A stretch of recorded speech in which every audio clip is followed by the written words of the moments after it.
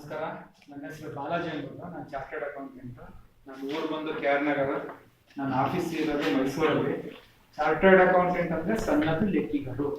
ಸಣ್ಣದು ಲೆಕ್ಕಿಗರು ಅಂದ್ರೆ ಅಕೌಂಟ್ಸ್, ಈಗ ವ್ಯವಹಾರ ಮಾಡ್ತಾರಲ್ಲ, ವ್ಯವಹಾರ ಮಾಡೋರು ಅಕೌಂಟ್ಸ್ ಮೇಂಟೈನ್ ಮಾಡಿರ್ತಾರೆ. ಇನ್ಕಮ್ ಟ್ಯಾಕ್ಸ್ ಎಷ್ಟು ಕಟ್ಟಬೇಕು, ಸೇಲ್ಸ್ ಟ್ಯಾಕ್ಸ್ ಎಷ್ಟು ಕಟ್ಟಬೇಕು, ಅದನ್ನೆಲ್ಲ ನಾವು ಲೆಕ್ಕಾಚಾರ ಮಾಡಿ ಅವ್ರ ಅಕೌಂಟ್ಸ್ ಸರಿ ಇದೆಯಾ ಇಲ್ವಾ ಅಂತ ಪರಿಶೋಧನೆ ಮಾಡಿ ಸೀಲು ಸೈನ್ ಹಾಕ ವೃತ್ತಿ ನಂದು. ಸರಿನಾ? ಇದು ನನ್ನ ವೃತ್ತಿ, ನನ್ನ ಕಿರು ಪರಿಚಯ. ನಾನು ವಾಸವಿ ಕ್ಲಬ್ ಇಂಟರ್ನ್ಯಾಷನಲ್ ಕಡೆಯಿಂದ ಇವತ್ತು ನಿಮ್ಮ ಹತ್ರ ಬಂದಿದ್ದೀನಿ. ನನಗೆ 1 ಗಂಟೆ ಅವಕಾಶ ಕೊಟ್ಟಿದ್ದಾರೆ.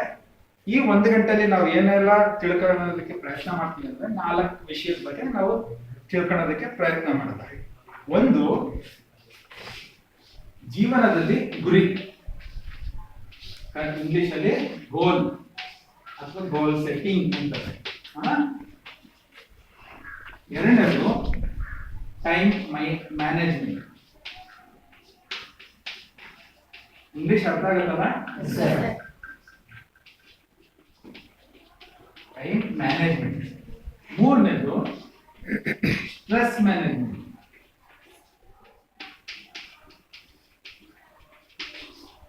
ಕನ್ನಡದಲ್ಲಿ ಒತ್ತಡ, ಸ್ಟ್ರೆಸ್ಗೆ ಒತ್ತಡ. ನಾಲ್ಕನೇದು ಆಫ್ಟರ್ 10.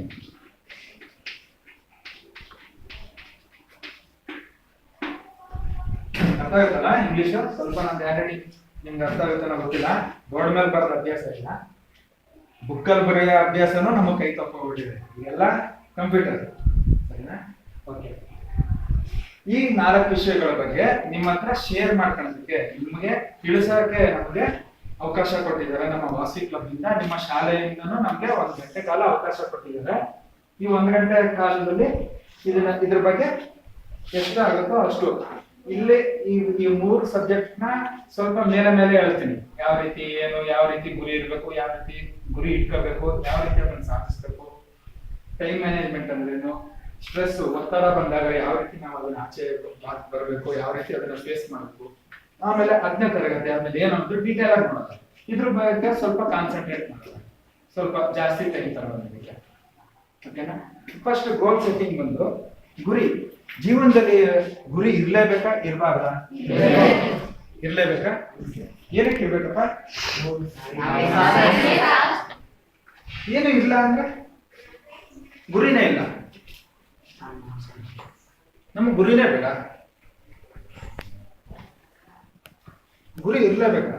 ಬೇಡ. ಎಲ್ರಿಗೂ ಗುರಿ ಇದ್ದೇ ಇದೆಯಾ? 125% ಗುರಿ ಇಲ್ದಿರೋರು ಬದುಕ್ತಿದಾರಲ್ವಾ? ಗುರಿ ಇಟ್ಕೊಂಡೆ ಏನೋ ಬದುಕಬೇಕು. ಮುಂದೆ ಬರ್ಬೇಕು. ಮನೆಯಿಂದ ನೀವು ಹೊರಡ್ತೀರ ಶಾಲೆಗೆ, ಹೌದಾ? ಬೆಳಗ್ಗೆ ಎಲ್ಲ ಮನೆಯಿಂದ ಶಾಲೆಗೆ ಹೋಗ್ತೀವಿ. ನಿಮ್ ಗುರಿ ಏನು? ಮನೆಯಿಂದ ಹೊರಟಾಗ ಶಾಲೆಗೆ ಬರ್ಬೇಕು, ಈ ಟೈಮ್ಗೆ ಬರ್ಬೇಕು ಅಂತ ಏನಾರು ಇಲ್ಲ, ಯಾವಾಗ ಬೇಕಾದ್ರೆ ಶಾಲೆ ಬರ್ಬೇಕು. ಸೊ ಗುರಿ ಜೊತೆಗೆ ಟೈಮ್ ಅನ್ನೋದು, ಗುರಿ ಅಂತ ಇದ್ಮೇಲೆ ಅದಕ್ಕೊಂದು ಟೈಮ್ ಅನ್ನೋದು ಇರಲೇಬೇಕು. ಮ್ಯಾಂಡೇಟರಿ ಕಂಡೀಷನ್ ಅಲ್ವಾ? ಸುಮ್ನೆ ಗುರಿ ಅಂತಲ್ಲ, ಸುಮ್ನೆ ಶಾಲೆಗೆ ಹೋಗ್ಬೇಕಲ್ಲ. ಎಷ್ಟು 9:45 ಶಾಲೆ, 9:30 ನೀವು ಇಲ್ಲಿ ಇರ್ಬೇಕು. ಗುರಿ ಶಾಲೆ ತಲುಪಬೇಕು, ಈ ಟೈಮಲ್ಲೇ ತಲುಪಬೇಕು. ಇವೆರಡು ಜೊತೆಯಲ್ಲೇ ಇರ್ಬೇಕು, ಗುರಿ ಪ್ಲಸ್ ಟೈಮ್. ಸೊ ಅದಕ್ಕೆ ಗುರಿ ಅನ್ನೋದು ಇದೆ, ಟೈಮ್ ಮ್ಯಾನೇಜ್ಮೆಂಟ್ ಅನ್ನೋದು ಸಬ್ಜೆಕ್ಟ್. ಇವೆರಡು ಇದ್ದಾಗ ನಿಮ್ಗೊಂದು ಪ್ರೆಷರ್ ಇರುತ್ತಲ್ವಾ, ಒಂದು ಒತ್ತಡ ಇರುತ್ತೆ. ಶಾಲೆಗೆ ಹೋಗ್ಲೇಬೇಕು, ಈ ಟೈಮಲ್ಲಿ ರೀಚ್ ಆಗ್ಬೇಕು ಅನ್ನೋದು ಒಂದು ಒತ್ತಡ, ಅದು ಒತ್ತಡ. ಇವು 3 ಆಯ್ತು. ಇದು ಏನಕ್ಕೆ ಆಫ್ಟರ್ 10? ನಿಮ್ಗೆ ಏನಕ್ಕೆ ಕೇಳ್ಬೇಕು ನಾನಿದು ಆಫ್ಟರ್ 10ನೇ ತರಗತಿ ಆದ್ಮೇಲೆ ಏನಾದ್ರು ನಿಮ್ಗೆ 10ನೇ ಕ್ಲಾಸ್ ವರೆಗೆ ಏನಕ್ಕೆ ಕೇಳ್ಬೇಕು? ನಿಮ್ಗೆ ಇವಾಗ 10ನೇ ತರಗತಿ ಆದ್ಮೇಲೆ ದಾರಿಗಳು ಹಲವಾರು ಇರುತ್ತದೆ, ಡಿವಿಯೇಷನ್ಸ್. LKG ಸೇರಿದ್ಮೇಲೆ 10ನೇ ತರಗತಿವರೆಗೂ ಕಂಪಲ್ಸರಿ ಬರ್ಲೇಬೇಕು. ಈ ಕಡೆ ಆ ಕಡೆ ಹೋಗಕ್ ಎಲ್ಲೂ ದಾರಿ ಇಲ್ಲ. 1, 2, 3, 4 ಅಂತ 8, 9, 10 ಬರ್ಲೇಬೇಕು. 10 ಆದ್ಮೇಲೆನೆ PUC ನ, ಡಿಪ್ಲೊಮಾನ, ಕಾಮರ್ಸ್, ಸೈನ್ಸ್, ಆರ್ಟ್ಸ್, ಇಲ್ಲಿಂದ ನೆಕ್ಸ್ಟ್ ನಿಮ್ಗೆ ದಾರಿಗಳು ಸುಮಾರು ಇರುತ್ತೆ, ಹೌದಾ? ಈ ದಾರಿಗಳಲ್ಲಿ ಯಾವ ದಾರಿಯಲ್ಲಿ ಹೋದ್ರೆ ಏನೇನು ಎಂತ ಅಂತ ಹೇಳೋದಕ್ಕೆ ನಾವು ಬಂದಿರೋದು. ನಿಮ್ಗೆ ಈಗಲೇ ನಾನು ಇದನ್ನ ಈ ಶೈಕ್ಷಣಿಕ ವರ್ಷದ ಪ್ರಾರಂಭದಲ್ಲೇ ಇದನ್ನೆಲ್ಲ ಏನಕ್ಕೆ ಕೇಳಬೇಕು ಅಂದ್ರೆ, ಇವಾಗ ನಿಮ್ಗೆ ಇದೆಲ್ಲ ಆದ್ಮೇಲೆ ಏನಿದೆ ಅಂತ ನಿಮ್ಗೆ ತಿಳಿಸಿದ್ರೆ ನೀವು ಇವಾಗಲೇ ಅದನ್ನ ಒಂದು ಗುರಿಯಾಗಿ ಮಾಡ್ತೀವಿ. ಹೌದಾ? ನಿಮ್ಗೆ ಇದೆಲ್ಲ ಅವಕಾಶಗಳು ಹೇಳಿದ್ರೆ ಪ್ರತಿಯೊಬ್ಬೊಬ್ರು ಒಂದೊಂದು ಸೆಲೆಕ್ಟ್ ಮಾಡ್ಕೊಂಡ್ ಬಿಡ್ತೀರಾ.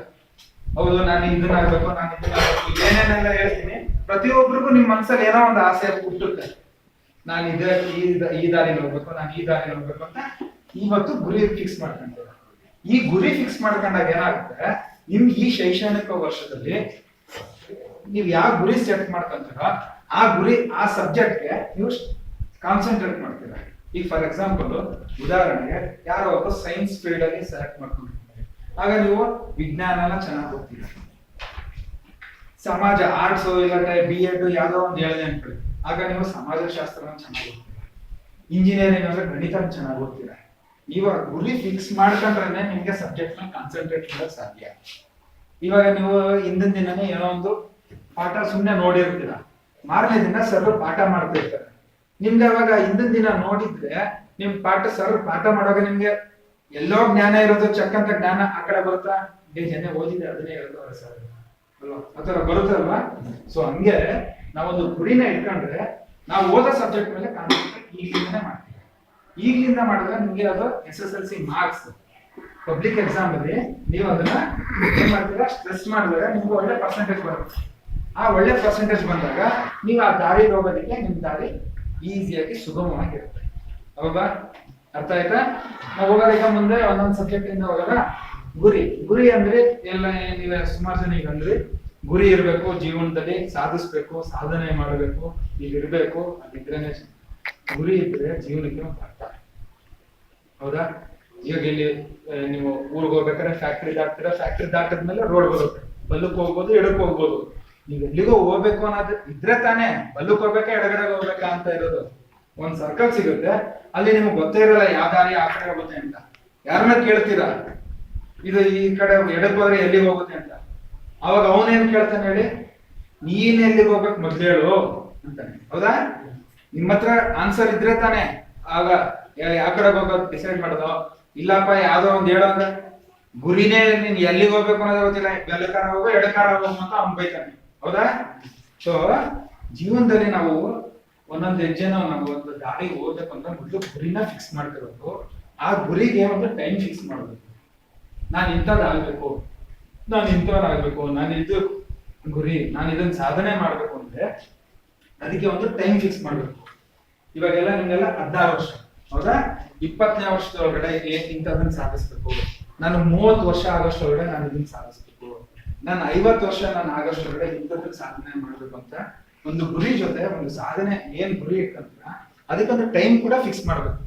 ಇಲ್ಲಾಂದ್ರೆ ಸುಮ್ಮನೆ ಗುರಿ ಇರುತ್ತೆ, ಯಾವಾಗ್ಲೂ ಆಗುತ್ತೆ, ಸಾಯೋ ಟೈಮಲ್ಲಿ ಬೇಕಾದ್ರೆ ಆಗ್ಬೋದು, 70ನೇ ವರ್ಷ 80 ವರ್ಷ ಮುಲ್ಕ ಆದ್ಮೇಲೆ ಆದ್ರೂ ಏನು ಪ್ರಯೋಜನ ಇಲ್ಲ. ಒಂದು ಟೈಮ್ ಬೌಂಡ್ ಅನ್ನೋದು ಫಿಕ್ಸ್ ಮಾಡ್ಬೇಕು. ಸರಿನಾ? ಇದು ಗುರಿ. ಇಲ್ಲಿ ಈ ಗುರಿ ಪ್ಲಸ್ ಟೈಮ್ ಎರಡು ಫಿಕ್ಸ್ ಮಾಡ್ಕೊಂಡ್ಮೇಲೆ ಈ ಗುರಿ ಯಾವ ತರ ಗುರಿಗಳು ಫಿಕ್ಸ್ ಮಾಡ್ಕೊಂಡ್ರೆ ಶಾರ್ಟ್ ಟರ್ಮ್ ಗೋಲ್ಸ್ ಅಂತೀವಿ. ಅಂದ್ರೆ ಒಂದು ವರ್ಷದ ಒಳಗಡೆ ಟೈಮ್ ಇರೋದಕ್ಕೆ ಚಿಕ್ಕ ಶಾರ್ಟ್ ಟರ್ಮ್ ಗೋಲ್ಸ್, ಅಲ್ಪಾವಧಿ. ಲಾಂಗ್ ಟರ್ಮ್ ಗೋಲ್ಸ್ಗೆ ದೀರ್ಘಾವಧಿ. ಸರಿನಾ? ಈಗ 10ನೇ ಕ್ಲಾಸ್ ಆದ್ಮೇಲೆ ಏನು ಇಂಜಿನಿಯರಿಂಗ್ ಡಾಕ್ಟರ್ ಏನೋ ಒಂದಷ್ಟು ಬರುತ್ತೆ, ಆಮೇಲೆ ಅದೆಲ್ಲ ದೀರ್ಘಾವಧಿ ಗುರಿಗಳು. ಎಷ್ಟು ಅದು 1 ವರ್ಷದೊಳಗಡೆ ನಾವು ಅಚೀವ್ ಮಾಡಬೇಕಾಗಲ್ಲ. 1 ವರ್ಷದೊಳಗಡೆ ಈಗ ಏನ್ ನಾವು ಅಚೀವ್ ಮಾಡೋದು, ಸೋಷಿಯಲ್ ಸಮಾಜದಲ್ಲಿ ಇಷ್ಟು ಮಾರ್ಕ್ಸ್ ತೆಗಿಬೇಕು, ಗಣಿತದಲ್ಲಿ ಇಷ್ಟು ಮಾರ್ಕ್ಸ್ ತೆಗಿಬೇಕು, ಇಲ್ಲ ನಾನು ಸ್ಕೂಲ್ ಟಾಪರ್ ಆಗಬೇಕು, ತಾಲೂಕು ಟಾಪರ್ ಆಗಬೇಕು, ಇಲ್ಲ ಸ್ಟೇಟ್ ಟಾಪರ್ ಆಗಬೇಕು. ಇದೆಲ್ಲ ಇಲ್ಲ ಅಂದ್ರೆ ಸ್ಪೋರ್ಟ್ಸ್ ಗುರಿ ಅಂದ್ರೆ ಬರೀ ಎಜುಕೇಶನ್ ಮಾತ್ರ ಅಲ್ಲ. ನಿಮ್ಗೆಲ್ಲ taluk level sports, state level sports ಇರುತ್ತಲ್ಲ, ಇಂಥ ಸ್ಪೋರ್ಟ್ಸ್ ಅಲ್ಲಿ ಖೋಖೋದಲ್ಲಿ ನಾನು ಬೆಸ್ಟ್ ಪ್ಲೇಯರ್ ಆಗ್ಬೇಕು, ವಾಲಿಬಾಲ್ ಅಲ್ಲಿ ಆಗ್ಬೇಕು, ಕಬಡ್ಡಿಲಿ ಆಗ್ಬೇಕು. ಇದೆಯಾ ಕಬಡ್ಡಿ ಖೋಖೋ ಎಲ್ಲ ಇದೆಯಾ ತಾನೆ? ಇದೇ ತಾನೆ ಆಡ್ತಿರೋ ಎಲ್ಲ. ಇದು ಒಂದು ಗುರಿ. ಇವೆಲ್ಲ ಏನು ಅಲ್ಪಾವಧಿ, ಶಾರ್ಟ್ ಟರ್ಮ್ ಗೋಲ್ಸ್. ಇದೆಲ್ಲ ಈ ವರ್ಷದ 1 ವರ್ಷದ ಒಳಗಡೆ ಅಚೀವ್ ಮಾಡೋ ಅಂತ ಗುರಿಗಳು. ಪ್ರತಿಯೊಬ್ಬ ಮನುಷ್ಯ, ಪ್ರತಿಯೊಬ್ಬ ವಿದ್ಯಾರ್ಥಿ ಅವನ ಜೀವನದಲ್ಲಿ 2 ತರ ಗುರಿಗಳು ಇರಲೇಬೇಕು. ಒಂದು ದೀರ್ಘಾವಧಿನೂ ಇರಬೇಕು, ಅಲ್ಪಾವಧಿನೂ ಇರಬೇಕು. ಈ ಅಲ್ಪಾವಧಿ ಗುರಿಗಳು ಚಿಕ್ಕದು ಜಲ್ದಿ ಸಾಧಿಸ್ಬಿಡ್ತೀವಿ. ದೀರ್ಘಾವಧಿ ಗುರಿಗಳು ಇರುತ್ತಲ್ಲ, ಇದು ನಮ್ಮ ಜೀವನಕ್ಕೆ ಆಕ್ಚುಯಲ್ ಒಳ್ಳೆ ನಿಜವಾದ ಒಂದು ಅರ್ಥ, ಒಂದು ಡೆಸ್ಟಿನೇಷನ್ಗೆ ತಗೊಂಡು ಹೋಗೋ ಅಂತದ್ದು. ಕ್ಲಾಸ್ ಇದು ನಮ್ಮ ಜೀವನಕ್ಕೆ ನಿಜವಾದ ಅರ್ಥ, ನಿಜವಾದ ರೂಪು ರೇಷೆ ಕೊಡುವಂಥದ್ದು. ಅಲ್ಪಾವಧಿ ಅಲ್ಲ, ಅಲ್ಪಾವಧಿನೇ. ಈ ವರ್ಷಕ್ಕೆ ಅಷ್ಟೇ ಅದು ಮೀಸಲು, ಈ ವರ್ಷಕ್ಕೆ ಅಷ್ಟೇ ಅಚೀವ್ ಆಗಿ ಅದೇನು ಅಂತ ಜಾಸ್ತಿ ನಿಮ್ಗೆ ಕೊಡೋದಿಲ್ಲ. ದೀರ್ಘಾವಧಿ ಗುರಿಗಳಿಗೆ ಒಂದು ಸಹಾಯ ಮಾಡುವುದೇ ಹೊರತು ಇದು ನಿಮ್ಗೆ ದೀರ್ಘಾವಧಿ ಗುರಿಗಳು ಕೊಡುವಂತ ರೂಪುರೇಷೆಗಳು ಕೊಡೋದಿಲ್ಲ ಅಲ್ಪಾವಧಿ. ಈಗ ನೀವು ಬರೀ SSLC ಟಾಪರ್ ಅನ್ನೋದು ಒಂದು ಇಟ್ಕೊಂಡು ಅದನ್ನ ಗುರಿ ಸಾಧನೆ ಮಾಡಿದ್ರೆ ಅದೊಂದೇ ನಿಮ್ಗೆ ಜೀವನ ಕೊಡೋದಿಲ್ಲ ಅಲ್ವಾ. ದೀರ್ಘಾವಧಿ ಗುರಿನೇ ನಿಮ್ಗೆ ಜೀವನ ಕೊಡೋದು, ಜೀವನಕ್ಕೆ ಒಂದು ಸೆಟಲ್ ಲೈಫ್ ಸೆಟ್ಲ್ ಅಂತಾರಲ್ಲ ಅದನ್ನ ಮಾಡಿ. ಗುರಿ ಯಾವ ರೀತಿ ಇಟ್ಕೋಬೇಕು, ಏನಕ್ಕೆ ಇಟ್ಕೋಬೇಕು, ಗುರಿ ಇಟ್ಕೊಳ್ತಿದ್ರೆ ಏನು, ಇದೆಲ್ಲ ನಿಮ್ಗೆ ಈಗ ಒಂದ್ ಸ್ವಲ್ಪ ನಿಮ್ಗೆ ಪಿಕ್ಚರ್ ಬಂದ ಹೌದಾ. ಗುರಿ ಇಟ್ಕೊಳ್ಳೋವಾಗ ನಾವು ಏನೆಲ್ಲ ಕನ್ಸಿಡರ್ ಮಾಡ್ಬೇಕು, ಏನೆಲ್ಲ ನಾವು ಪರಿಗಣಿಸ್ಬೇಕು ಅಂದ್ರೆ, ನಾವ್ ಇಟ್ಕೊಳ್ಳೋ ಗುರಿ ಒಬ್ರು ನಂಬಕರ ಇರ್ಬೇಕು, ಒಂದು ನೈಜತೆ ನಿಜ ಅನ್ನೋದು ಇರ್ಬೇಕು, ಇನ್ನೊಂದು ಅಳತೆ ಮಾಡೋಂತ ಇರ್ಬೇಕು. ಒಂದು ನಿಜ, ಇನ್ನೊಬ್ರು ನಂಬ ಅಂತದ್ದು, ಇನ್ನೊಂದು ಅಳತೆ ಮಾಡತ್ತಾರೆ. ನಂಬತರ ಅಂದ್ರೆ ಏನು, 625ಕ್ಕೆ 625 ತಗೊಂತೀನಿ ಅನ್ನೋದು ನಂಬಿಕೆ, ನಂಬ ಅಂತದ್ದು ಹೌದಾ. 625ಕ್ಕೆ 640 ತೆಗಿತೀನಿ ಅಂತ ಗುರಿ ಇಟ್ಕೊಳಕ್ ಆಗತ್ತಾ? ಅದ್ ಹೇಳಿದ್ರೆ ಯಾರು ನಂಬ್ತಾರ? ಈ ತರ ಯಾರು ನಂಬದೇ ಅಂತ ಗುರಿ ಇಲ್ಲ. ನೈಜತೆ ಇರ್ಬೇಕು. ಈಗ ನೀವು SSLC ಟಾಪರ್ ಆಗ್ತೀನಿ ಅಂದ್ರೆ ಇಲ್ಲಿ SSLC ಟಾಪರ್ ಏನು, ನಮ್ಮ KSEEB ಅಲ್ವಾ, Karnataka secondary education examination board ಅಂದ್ರೆ ನಮ್ಮ ಕರ್ನಾಟಕ ಸ್ಟೇಟ್ಗೆ ಇದು. ನಾನು SSLC ಇಂಡಿಯಾ ಟಾಪರ್ ಆಗ್ತೀನಿ ಅಂದ್ರೆ ಅದು ನೈಜತನ ಇಲ್ಲ, ಸ್ಟೇಟ್ಗೆ ಕರ್ನಾಟಕ ಸ್ಟೇಟ್ಗೆ ಟಾಪರ್ ಅಂದ್ರೆ ಅದು ನೈಜತೆ. ಇದು ನಾನು ಉದಾಹರಣೆ ಕೊಡ್ತಾ ಇರೋದು. ನೀವು ಅಲ್ಪಾವಧಿ ದೀರ್ಘಾವಧಿ ಗುರಿಗಳಲ್ಲಿ ಇಂಥದನ್ನ ನೀವು ನೋಡ್ಕೋಬೇಕು. ನಾವು ಇಟ್ಕೊಳ್ಳೋ ಗುರಿ ಯಾವ ರೀತಿ ಇರಬೇಕು ಅಂತ. ನೈಜತೆ. ಇನ್ನೊಂದು ಯಾವ್ದು ಹೇಳಿದ್ದು, ನೈಜತೆ, ಅಳತೆ. ನಾವು ಇಟ್ಕೊಂಡಿರೋ ಗುರಿ ನಾವು ಎಷ್ಟು ಸಾಧನೆ ಮಾಡಿ, ಎಷ್ಟು ದೂರ ಬಂದಿದ್ದೀವಿ, ಇನ್ನ ಎಷ್ಟು ದೂರ ಹೋಗ್ಬೇಕು, ಇನ್ನ ಏನ್ ಸಾಧಿಸೋದಿದೆ ಅನ್ನೋದನ್ನ ಒಂದು ಮೆಜರಬಲ್ ಅಳತೆ ಆಗಿರ್ಬೇಕು. ಗುರಿಗೆ ನಾವೆಷ್ಟು ದೂರದಲ್ಲಿದ್ದೀವಿ, ಹತ್ರ ಬಂದಿದ್ದೀವ, ದೂರ ಇದ್ದೀವ, ಒಂದು ಮೆಜರಬಲ್ ಆಗಿರ್ಬೇಕು ಗುರಿನ, ಸರಿನಾ. ಈ ರೀತಿ ಗುರಿ ಇಟ್ಕೊಳ್ಳುವಾಗ ಈ ಪಾಯಿಂಟ್ಸ್ ನೆಲ್ಲ ಕನ್ಸಿಡರ್ ಮಾಡ್ಕೊಂಡು ಇಟ್ಕೋಬೇಕು. ಕೆಲವರು ಗುರಿನೇ ಇಟ್ಕೊಂಡಿದ್ದಿಲ್ಲ, ಏನಕ್ಕೆ ಕಾರಣಗಳೇನು? ಕೆಲವರು ಗುರಿನೇ ಇಟ್ಕೊಳತ್ತಿಲ್ಲ. ಗುರಿ ಇಲ್ದಿರೋರು ಯಾರು ಇದ್ದೀರಾ SSLC ಇದ್ದೀರಾ? ಕೈ ಎತ್ತೋದಿಲ್ಲ ಸರಿನಾ. ಏನಕ್ಕೆ ಗುರಿ ಇಟ್ಕೊಳ್ಳೋದಿಲ್ಲ? ಕೆಲವ್ರಿಗೆ ಏನಾದ್ರು ಗುರಿ ಇಟ್ಕೊಂಡ್ರೆ ಎದ್ರಕಂತಾರೆ. ಏನಕ್ಕೆ ಎದ್ರಕಂತಾರೆ ಅಂದ್ರೆ, ನಾನು ಸಾಧನೆ ಮಾಡೋದಕ್ಕೆ ನನ್ ಕೈಲಿ ಆಗುತ್ತಾ, ನಾನು ಏನೋ ಒಂದು ಗುರಿ ಇಟ್ಕೊಂಡ್ರೆ ಅದನ್ನ ಟಚ್ ಮಾಡೋದಕ್ಕೆ ಆಗುತ್ತಾ ಇಲ್ವೋ, ಇಲ್ಲ ಯಾರು ನೋಡಿದ್ರೆ ನಾ ಏನಾದ್ರು ಹೇಳಿದ್ರೆ ನಗ್ತಾರೇನೋ, ಇಲ್ಲ ಅಣಗಿಸ್ತಾರೇನೋ, ಇಲ್ಲ ನನಗೆ ಅದಕ್ಕೆ ಉತ್ತೇಜನ ಕೊಡೋದಿಲ್ಲ, ನನ್ನನ್ನು ಅದರಿಂದ ದಾರಿಯಿಂದ ನನ್ನನ್ನು ಆಚೆ ತರ್ತಾರೇನೋ, ಇಲ್ಲ ನನ್ನ ಕೈಯಲ್ಲಿ ಅದ್ರ ತಾಕತ್ ಇದೆಯಾ ಇಲ್ವಾ ಅನ್ನೋದೇ ಅವ್ರಿಗಿರೋದಿಲ್ಲ, ಇಲ್ಲ ಆ ಗುರಿಗೆ ಹೋಗ್ಬೇಕು ಅನ್ನೋದ್ರೆ ನನ್ಗೆ ಸಪೋರ್ಟ್ ಸಿಗುತ್ತೋ ಇಲ್ವೋ. ಈ ರೀತಿ ಹೆದರಿಕೆಗಳಿಂದ ಕೆಲವರು ಗುರಿನೇ ಇಟ್ಕೊಂಡಿದ್ದಾರೆ. ಸೊ ಅದಕ್ಕೆ ಏನ್ ಮಾಡಿ, ಇಂಥದನ್ನೆಲ್ಲ ನೀವು ತಲೆ ಕೆಡಿಸ್ಕೊಳ್ತೀವಿ ಬಿಡಬೇಡ. ಸೊ ಈ ತರದನ್ನೆಲ್ಲ ನೀವು ಈಗ ನಾನೇನು ಬೇಡ ಸರ್ ಬೇಡ ಕುಟ್ಕೊಂಡು ಇಟ್ಕೊಂಡಾಗ ಇಂಥದನ್ನೆಲ್ಲ ನೀವು ತಲೆಯಿಂದ ಆಚೆಗೆ ಹಾಕ್ಬೇಕು. ನನ್ನ ಕೆಲಸ ಸಾಧಿಸಕ್ ಆಗುತ್ತೋ ಇಲ್ವೋ, ಯಾರು ಏನಂತಾರೆ, ಯಾರು ನೋಡ್ ನಗ್ತಾರ, ಇವನ್ನೆಲ್ಲ ಕರೆಕ್ಟಿಸ್ಕೊ. ನಾನ್ ಗುರಿ ಇಟ್ಕೊಂಡಿದ್ದೀನ, ಅದ್ ನನ್ನ ಗುರಿ. ಯಾವನ್ ಏನ್ ಬೇಕಾರ ಮಾತಾಡಿ, ಯಾವನ್ ಏನ್ ಬೇಕಾರ ನನ್ಲಿ, ಅವ್ನ್ ನಕ್ಕದ ಅಂದ್ಬಿಟ್ಟು ನಾನ್ ಬಿಟ್ರೆ ನನ್ ಜೀವನ ಹಾಳಾಗುತ್ತಾ, ಅವನ ಜೀವನ ಹಾಳಾಗುತ್ತಾ? ನಮ್ ಜೀವನ ಹಾಳಾಗುತ್ತೆ. ಸೊ ನಾವ್ ಅವ್ರ ಬಗ್ಗೆ ತಲೆ ಕೆಡ್ಸ್ಕೊಬೇಕಾ? ಸೊ ನಮ್ ದಾರಿ ಏನಿದೆ, ನಾವ್ ಏನ್ ಫಿಕ್ಸ್ ಮಾಡ್ಕೊಂಡಿದೀವಿ ಅದ್ರಲ್ಲಿ ನಮ್ ಪಾಡಿಗೆ ನಾವು ಹೋಗ್ತಾ ಇರ್ಬೇಕು, ಆಯ್ತಾ. ಗುರಿ ಫಿಕ್ಸ್ ಮಾಡ್ಕೊಂಡ್ಮೇಲೆ ಇದನ್ನ ಯಾವ ರೀತಿ ನಾವು ಇದನ್ನ ಒಂದು ಗುರಿ ಇಟ್ಕೊಂಡ್ರೆ, ಈ ಗುರಿ ಫಿಕ್ಸ್ ಮಾಡ್ಕೊಂಡ್ಮೇಲೆ ನಾವು ಏನೆಲ್ಲ ಮಾಡ್ಬೇಕು ಕೆಲಸ. ಒಂದು ಬರ್ದಿಟ್ಕೋಬೇಕು ಎಲ್ಲಾರು ಒಂದ್ ಕಡೆ, ನಾನು ಇಂಥದ್ದನ್ನ ಗುರಿ ಇಟ್ಕೊಂಡಿದ್ದೀನಿ, ಇಷ್ಟು ವರ್ಷದಲ್ಲಿ ಈ ಟೈಮ್ ಒಳಗಡೆ ನಾನು ಇದನ್ನ ಅಚೀವ್ ಮಾಡ್ತೀನಿ ಅನ್ನೋದನ್ನ ಒಂದ್ ಕಡೆ ಎಲ್ಲಾರು ಒಂದ್ ಕಡೆ ಬರ್ದಿಟ್ಕೊಳ್ಳಿ. ಪುಸ್ತಕದಲ್ಲಾದ್ರೂ ಸರಿ, ಮಸ್ತಕದಲ್ಲಾದ್ರೂ ಸರಿ ಬರ್ದಿಟ್ಕೊಳ್ಳಿ. ಓಕೆನಾ? ಡಾಕ್ಯುಮೆಂಟ್ ಆಗುತ್ತೆ. ಏನೇ ಓದಿದ್ರು ಒಂದ್ಸರಿ ಬರೀರಿ ಅಂತಾರೆ, ಹೌದಾ? ಸೊ ಒಂದ್ ಕಡೆ ಬರ್ದಿಟ್ಕೊಂಡ್ರೆ ಅದೆಲ್ಲ ಒಂದ್ ಕಡೆ ನಮ್ಗೆ ಇದಾಗ್ತಾ ಇರುತ್ತೆ. ನೀವು ಉದಾಹರಣೆಗೆ ಇವಾಗ ಎಲ್ಲ ಈ ರೀತಿ ಎಲ್ಲ ಬೋರ್ಡ್ ಹೆಂಗ್ ಮಾಡ್ಕೊಂಡಿರ್ತೀರ ಆ ರೀತಿ ನಿಮ್ ರೂಮ್ ಅಲ್ಲಿ ನೀವು ಒಂದ್ ಕಡೆ ಬರ್ದಿಟ್ಕೊಳ್ಳಿ. ಇಷ್ಟು ವರ್ಷದಲ್ಲಿ ನಾನು ಇಂಥದ್ದು ಆಗ್ಲೇಬೇಕು ಅನ್ನೋದು ಒಂದು ಗುರಿ ಮಾಡ್ಕೊಳ್ಳಿ. ಸರಿನಾ? ಗುರಿ ಮಾಡ್ಕೊಂಡ್ಮೇಲೆ ನಿಮ್ಗೆ ಫ್ರೆಂಡ್ಸ್, ಬೆಸ್ಟ್ ಫ್ರೆಂಡ್ಸ್ ಯಾರು ಇರ್ತಾರೆ ಅವ್ರಿಗೊಂದು 4 ಜನಕ್ಕೆ ಹೇಳಿ ಏನು ಅಂತ. ನಾನು ಈ ರೀತಿ ಗುರಿ ಇಟ್ಕೊಂಡಿದ್ದೀನಿ, ನಾನು ಇಷ್ಟು ವರ್ಷದ ಒಳಗಡೆ ನಾನು ಇದನ್ನ ಆಗ್ಬೇಕು ಅಂತ ಅನ್ಕೊಂಡಿದ್ದೀನಿ ಅಂತ ಒಂದು ನಿಮ್ಗೆ ಯಾರು ಬೆಸ್ಟ್ ಫ್ರೆಂಡ್ಸ್, ಒಳ್ಳೆಯವರು, ಸಪೋರ್ಟ್ ಕೊಡ್ತಾರೆ, ಎನ್ಕರೇಜ್ ಮಾಡ್ತಾರೆ ಅಂತವ್ರಿಗೆ ಒಂದು 4 ಜನ ಗುರುತು ಮಾಡ್ಕೊಂಡು ಅವ್ರಿಗೆ ಹೇಳಿ, ನೋಡೋ ನಾನು ಈ ತರ ಆಗ್ಬೇಕು ಅನ್ಕೊಂಡಿದ್ದೀನಿ, ಇಷ್ಟು ವರ್ಷ ನಾನು ಟೈಮ್ ಇಟ್ಕೊಂಡಿದ್ದೀನಿ, ನಾನು ನಿನ್ನ ಹತ್ರ ಹೇಳಿದ್ದೀನಿ, ಏನಕ್ಕೆ ಕೇಳ್ಬೇಕು ಅದನ್ನ? ಏನಕ್ಕೆ ಕೇಳ್ಬೇಕು ಒಂದು 4 ಜನಕ್ಕೆ? ಪ್ರೋತ್ಸಾಹ ಕೊಡ್ತಾರೆ. ನಾವೇನಾರ ಮೈ ಮರ್ತಿ ಆ ದಾರಿಯಿಂದ ಆಚೆ ಬಂದ್ರೆ ಅವ್ರು ಎಚ್ಚರಿಸ್ತಾರೆ. ಹೌದಾ? ಇದೇನೋ ನೀನ್ ಇಂಥದ್ದು ಆಗ್ಬೇಕು ಅನ್ಕೊಂಡೆ, ಇಷ್ಟು ವರ್ಷದಲ್ಲಿ ಆಗ್ಬೇಕು ಅನ್ಕೊಂಡಿದೆ, ಇಷ್ಟೇ ವರ್ಷ ಇರೋದು, ಏನೋ ನೀನ್ ಇನ್ನ ಏನು ಮಾಡಿಲ್ಲ, ಇಲ್ಲ ಆ ದಾರಿ ತಪ್ಪಿದ್ರೆ ಹೇಳಕ್ಕೆ ಒಬ್ರು ಇರ್ಬೇಕಲ್ವಾ? ಸೊ ಅದಕ್ಕೆ ನಮ್ ಫ್ರೆಂಡ್ಸ್ ಯಾರು ಇರ್ತಾರೆ, ನಮ್ಗೆ ಯಾರು ಒಳ್ಳೆಯವರು, ನಮ್ಮ ವೆಲ್ ವಿಶರ್, ನಮ್ಗೆ ಯಾರು ಒಳ್ಳೇದನ್ನ ಹಾರೈಸ್ತಾರೆ ಅಂತವ್ರನ್ನ ಸೆಲೆಕ್ಟ್ ಮಾಡ್ಕೊಂಡು ಅವಂತವ್ರ ಹತ್ರ ಶೇರ್ ಮಾಡ್ಕೊಳ್ಳಿ. ಈಗ ನೀನು ಒಂದು ಗುರಿ ಇಟ್ಕೊಂತೀಯ, ನೀನು ಒಂದು ಗುರಿ ಇಟ್ಕೊಂತೀಯ, ನೀನು ನೀನು ಒಳ್ಳೆಯವನಾದ್ರೆ ಅವನ ಹತ್ರ ಹೇಳು, ಅವನಿಗೂ ನೀನು ಒಳ್ಳೆಯವನಾದ್ರೆ ಅವನು ನಿನ್ನ ಹತ್ರ ಹೇಳ್ತಾನೆ, ಅವನ ಗುರಿ ನೀನು ಗೊತ್ತಿರುತ್ತೆ, ನಿನ್ ಗುರಿ ಅವನು ಗೊತ್ತಿರುತ್ತೆ. ಹೌದಾ? ಇಬ್ರು ಒಬ್ರಿಗೊಬ್ರು ಕೋಆಪರೇಷನ್ ಇರ್ಬೇಕು. ಅವನ ಗುರಿಗೆ ಸಪೋರ್ಟ್ ಬೇಕಾಗಂತ ಏನಾರ ರಿಸೋರ್ಸಸ್, ಏನಾರ ಸಂಪನ್ಮೂಲಗಳು ನಿನ್ನ ಹತ್ರ ಇದ್ರೆ ನೀನ್ ಅವನು ಕೊಡ್ಬೇಕು, ಅವನ ಹತ್ರ ಇರೋದು ನೀನು ಕೊಡ್ತಾನೆ. ಸೊ ಒಬ್ರಿಗೆ ಹೇಳ್ಕೊಂಡಾಗ ಈ ತರ ಸಪೋರ್ಟ್ ಸಿಗುತ್ತೆ ಒಬ್ರಿಂದ ಒಬ್ರಿಗೆ. ಆಯ್ತಾ? ಈ ಗುರಿನ ಮಾಡ್ಕೊಂಡು ಒಂದ್ ಕಡೆ ಬರ್ದಿಟ್ಕೊಂಡು ಇನ್ನೊಬ್ರ ಹತ್ರ ಹೇಳ್ಕೊಂಡಾದ್ಮೇಲೆ ಒಂದು ಲೀಸ್ಟ್ ಮಾಡ್ಕೋಬೇಕು. ನಾನು ಇದೊಂದು ಗುರಿ ಇಟ್ಕೊಂಡಿದ್ದೀನಿ, ಈ ಗುರಿ ತಲುಪೋದಕ್ಕೆ ನನಗೆ ಏನೇನೆಲ್ಲ ಬೇಕು, ನಾನು ಯಾವ ದಾರಿಲಿ ಹೋಗ್ಬೇಕು, ಇದನ್ನೆಲ್ಲ ಒಂದ್ ಕಡೆ ಒಂದು ಲೀಸ್ಟ್ ಮಾಡ್ಕೊಂಡು ಚೆಕ್ ಮಾಡ್ಕೋಬೇಕು. ನನ್ನ ಹತ್ರ ಇದೆಲ್ಲ ಬೇಕು ಅಂತ ಆಯ್ತಲ್ಲ, ಒಂದ್ ಕಡೆ ಬರ್ದಿಟ್ಕೊಂಡ್ರಲ್ಲ, ನನ್ನ ಹತ್ರ ಏನೇನಿದೆ ಇದರಲ್ಲಿ, ನನ್ಗೆ ಹೋಗಕ್ಕೆ ದಾರಿ ಇದ್ರೆ ನನ್ಗೆ ಇದೆಯಾ? ಒಂದು ಹಣ ಆಗಿರ್ಬೋದು, ಇಲ್ಲ ಸಂಪನ್ಮೂಲಗಳು, ಬುಕ್ಕು ಅಥವಾ ಫ್ರೆಂಡ್ ಸಪೋರ್ಟ್, ಏನೇನೆಲ್ಲ ನಿಮ್ ಲಿಸ್ಟ್ ಅಲ್ಲಿ ಏನ್ ಬರುತ್ತೆ ಅದ್ರಲ್ಲಿ ನಿಮ್ಮ ಹತ್ರ ಆಲ್ರೆಡಿ ಏನಿದೆ ಅನ್ನೋದನ್ನ ಚೆಕ್ ಮಾಡ್ಕೊಳ್ಳಿ. ಈಗ ಏನಿಲ್ಲ ಅನ್ನೋದು ಗೊತ್ತಾಗುತ್ತೆ, ಏನಿದೆ ಅಂತ ಗೊತ್ತಾದ್ಮೇಲೆ ಏನಿಲ್ಲ ಅನ್ನೋದು ಗೊತ್ತಾಗುತ್ತೆ. ಅದನ್ನ ಫಸ್ಟ್ ಕ್ರೋಢೀಕರಿಸ್ಕೋಬೇಕು. ಏನೇನಿಲ್ಲ ಅದನ್ನೆಲ್ಲ ಕ್ರೋಢೀಕರಿಸ್ಕೋಬೇಕು. ಕೆಲವೊಂದು ಆಗ್ಲೇ ಬೇಕಾಗುತ್ತೆ, ಹೆಜ್ಜೆ ಇಡಕ್ಕಿನ ಮೊದಲೇನೆ ಬೇಕಾಗುತ್ತೆ. ಕೆಲವೊಂದು ಹೆಜ್ಜೆ ಇಟ್ಟು ಒಂದಷ್ಟು ದೂರ ಆ ದಾರಿಲಿ ಹೋದ್ಮೇಲೆ ಬೇಕಾಗುತ್ತೆ. ಸೊ ಅಂತದನ್ನು ನೀವು ಪಾಯಿಂಟ್ ಔಟ್ ಮಾಡ್ಕೋಬೇಕು.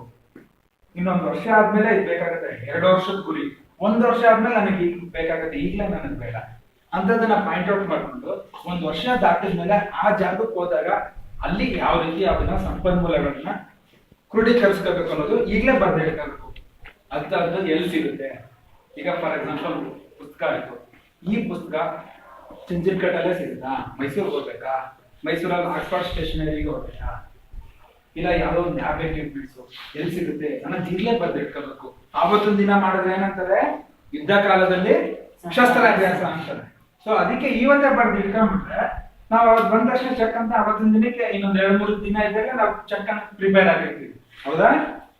ಸೊ ಒಂದು ಲೀಸ್ಟ್ ಮಾಡ್ಕೊಂಡು ನಾ ಏನೇನೆಲ್ಲ ಬೇಕು, ನಮ್ಮ ಹತ್ರ ಏನೇನಿದೆ, ನಮ್ಮ ಹತ್ರ ಏನೇನಿಲ್ಲ, ಅದನ್ನ ಯಾವ ರೀತಿ ಎಲ್ಲಿಂದ ತರಬೇಕು, ಈ ರೀತಿ ಒಂದು ಮಾಡ್ಕೊಂಡು ಗುರಿನ ಫಿಕ್ಸ್ ಮಾಡ್ಕೊಂಡು ಗುರಿ ರೀಚ್ ಆಗಬೇಕು. ಇದೆಲ್ಲ ಮಾಡ್ಕೊಂಡ್ಮೇಲೆ ದಾರಿ ಹೆಜ್ಜೆ ಹಿಡ್ಕೊಂಡು ಹೋಗ್ಬೇಕು. ಹೆಜ್ಜೆ ಹಿಡ್ಕೊಂಡು ಹೋದ ತಕ್ಷಣ ಅಡೆತಡೆಗಳು ಬರುತ್ತೆ. ಆ ಅಡೆತಡೆಗಳು ಬಂದ್ರೂ ಹೆಂಗೆ ನಾವು ಅದರಿಂದ ಆಸೆ ಬರಬೇಕು, ಅದನ್ನ ಹೆಂಗೆ ಎದುರಿಸ್ಬೇಕು, ಅದನ್ನ ಸಹ ನಿಮ್ ಪ್ಲಾನ್ ಅಲ್ಲಿ ಬರ್ದಿಡ್ಬೇಕು. ಆಯ್ತಾ?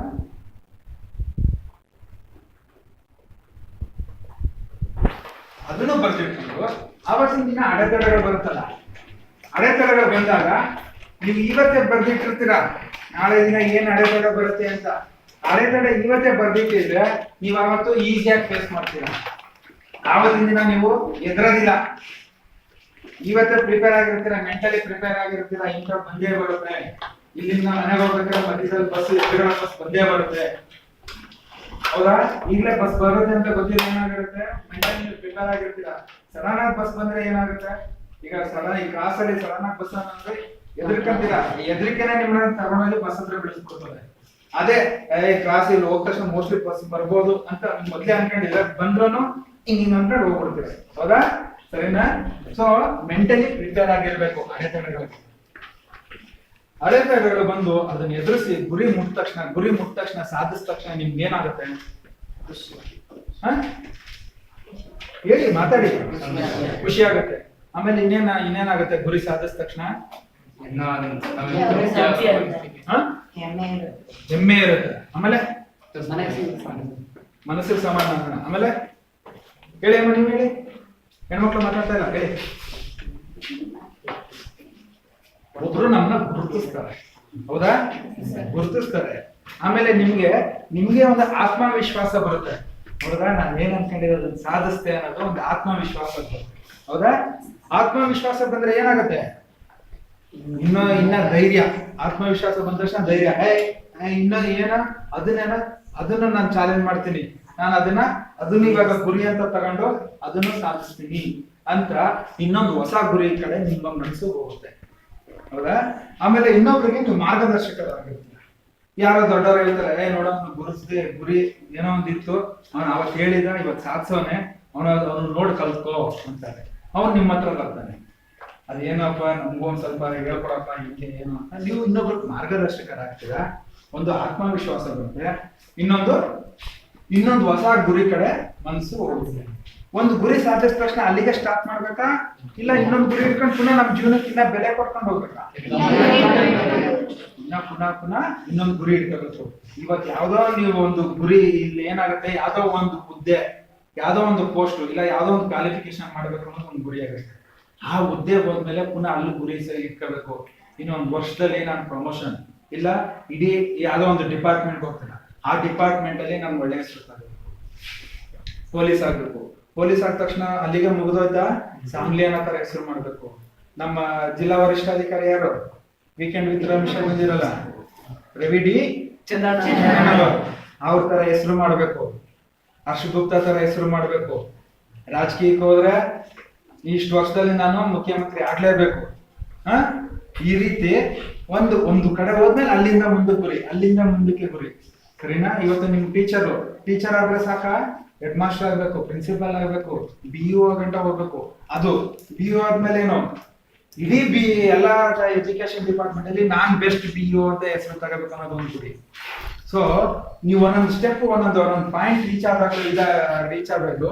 ಅಲ್ಲಿಂದ ನೆಕ್ಸ್ಟ್ ಒಂದೊಂದು ಹೊಸ ಗುರಿನ ಇಟ್ಕೊಂಡು ಮುಂದಕ್ಕೆ ಹೋಗ್ತಾ ಇರ್ಬೇಕು. ಈ ಗುರಿ ಇಟ್ಕೊಂಡಾಗ ನೆಕ್ಸ್ಟ್ ಏನೋ ಗುರಿ ಜೊತೆಗೆ ಟೈಮ್ ಯಾವ ರೀತಿ ಮ್ಯಾನೇಜ್ ಮಾಡ್ಬೇಕು?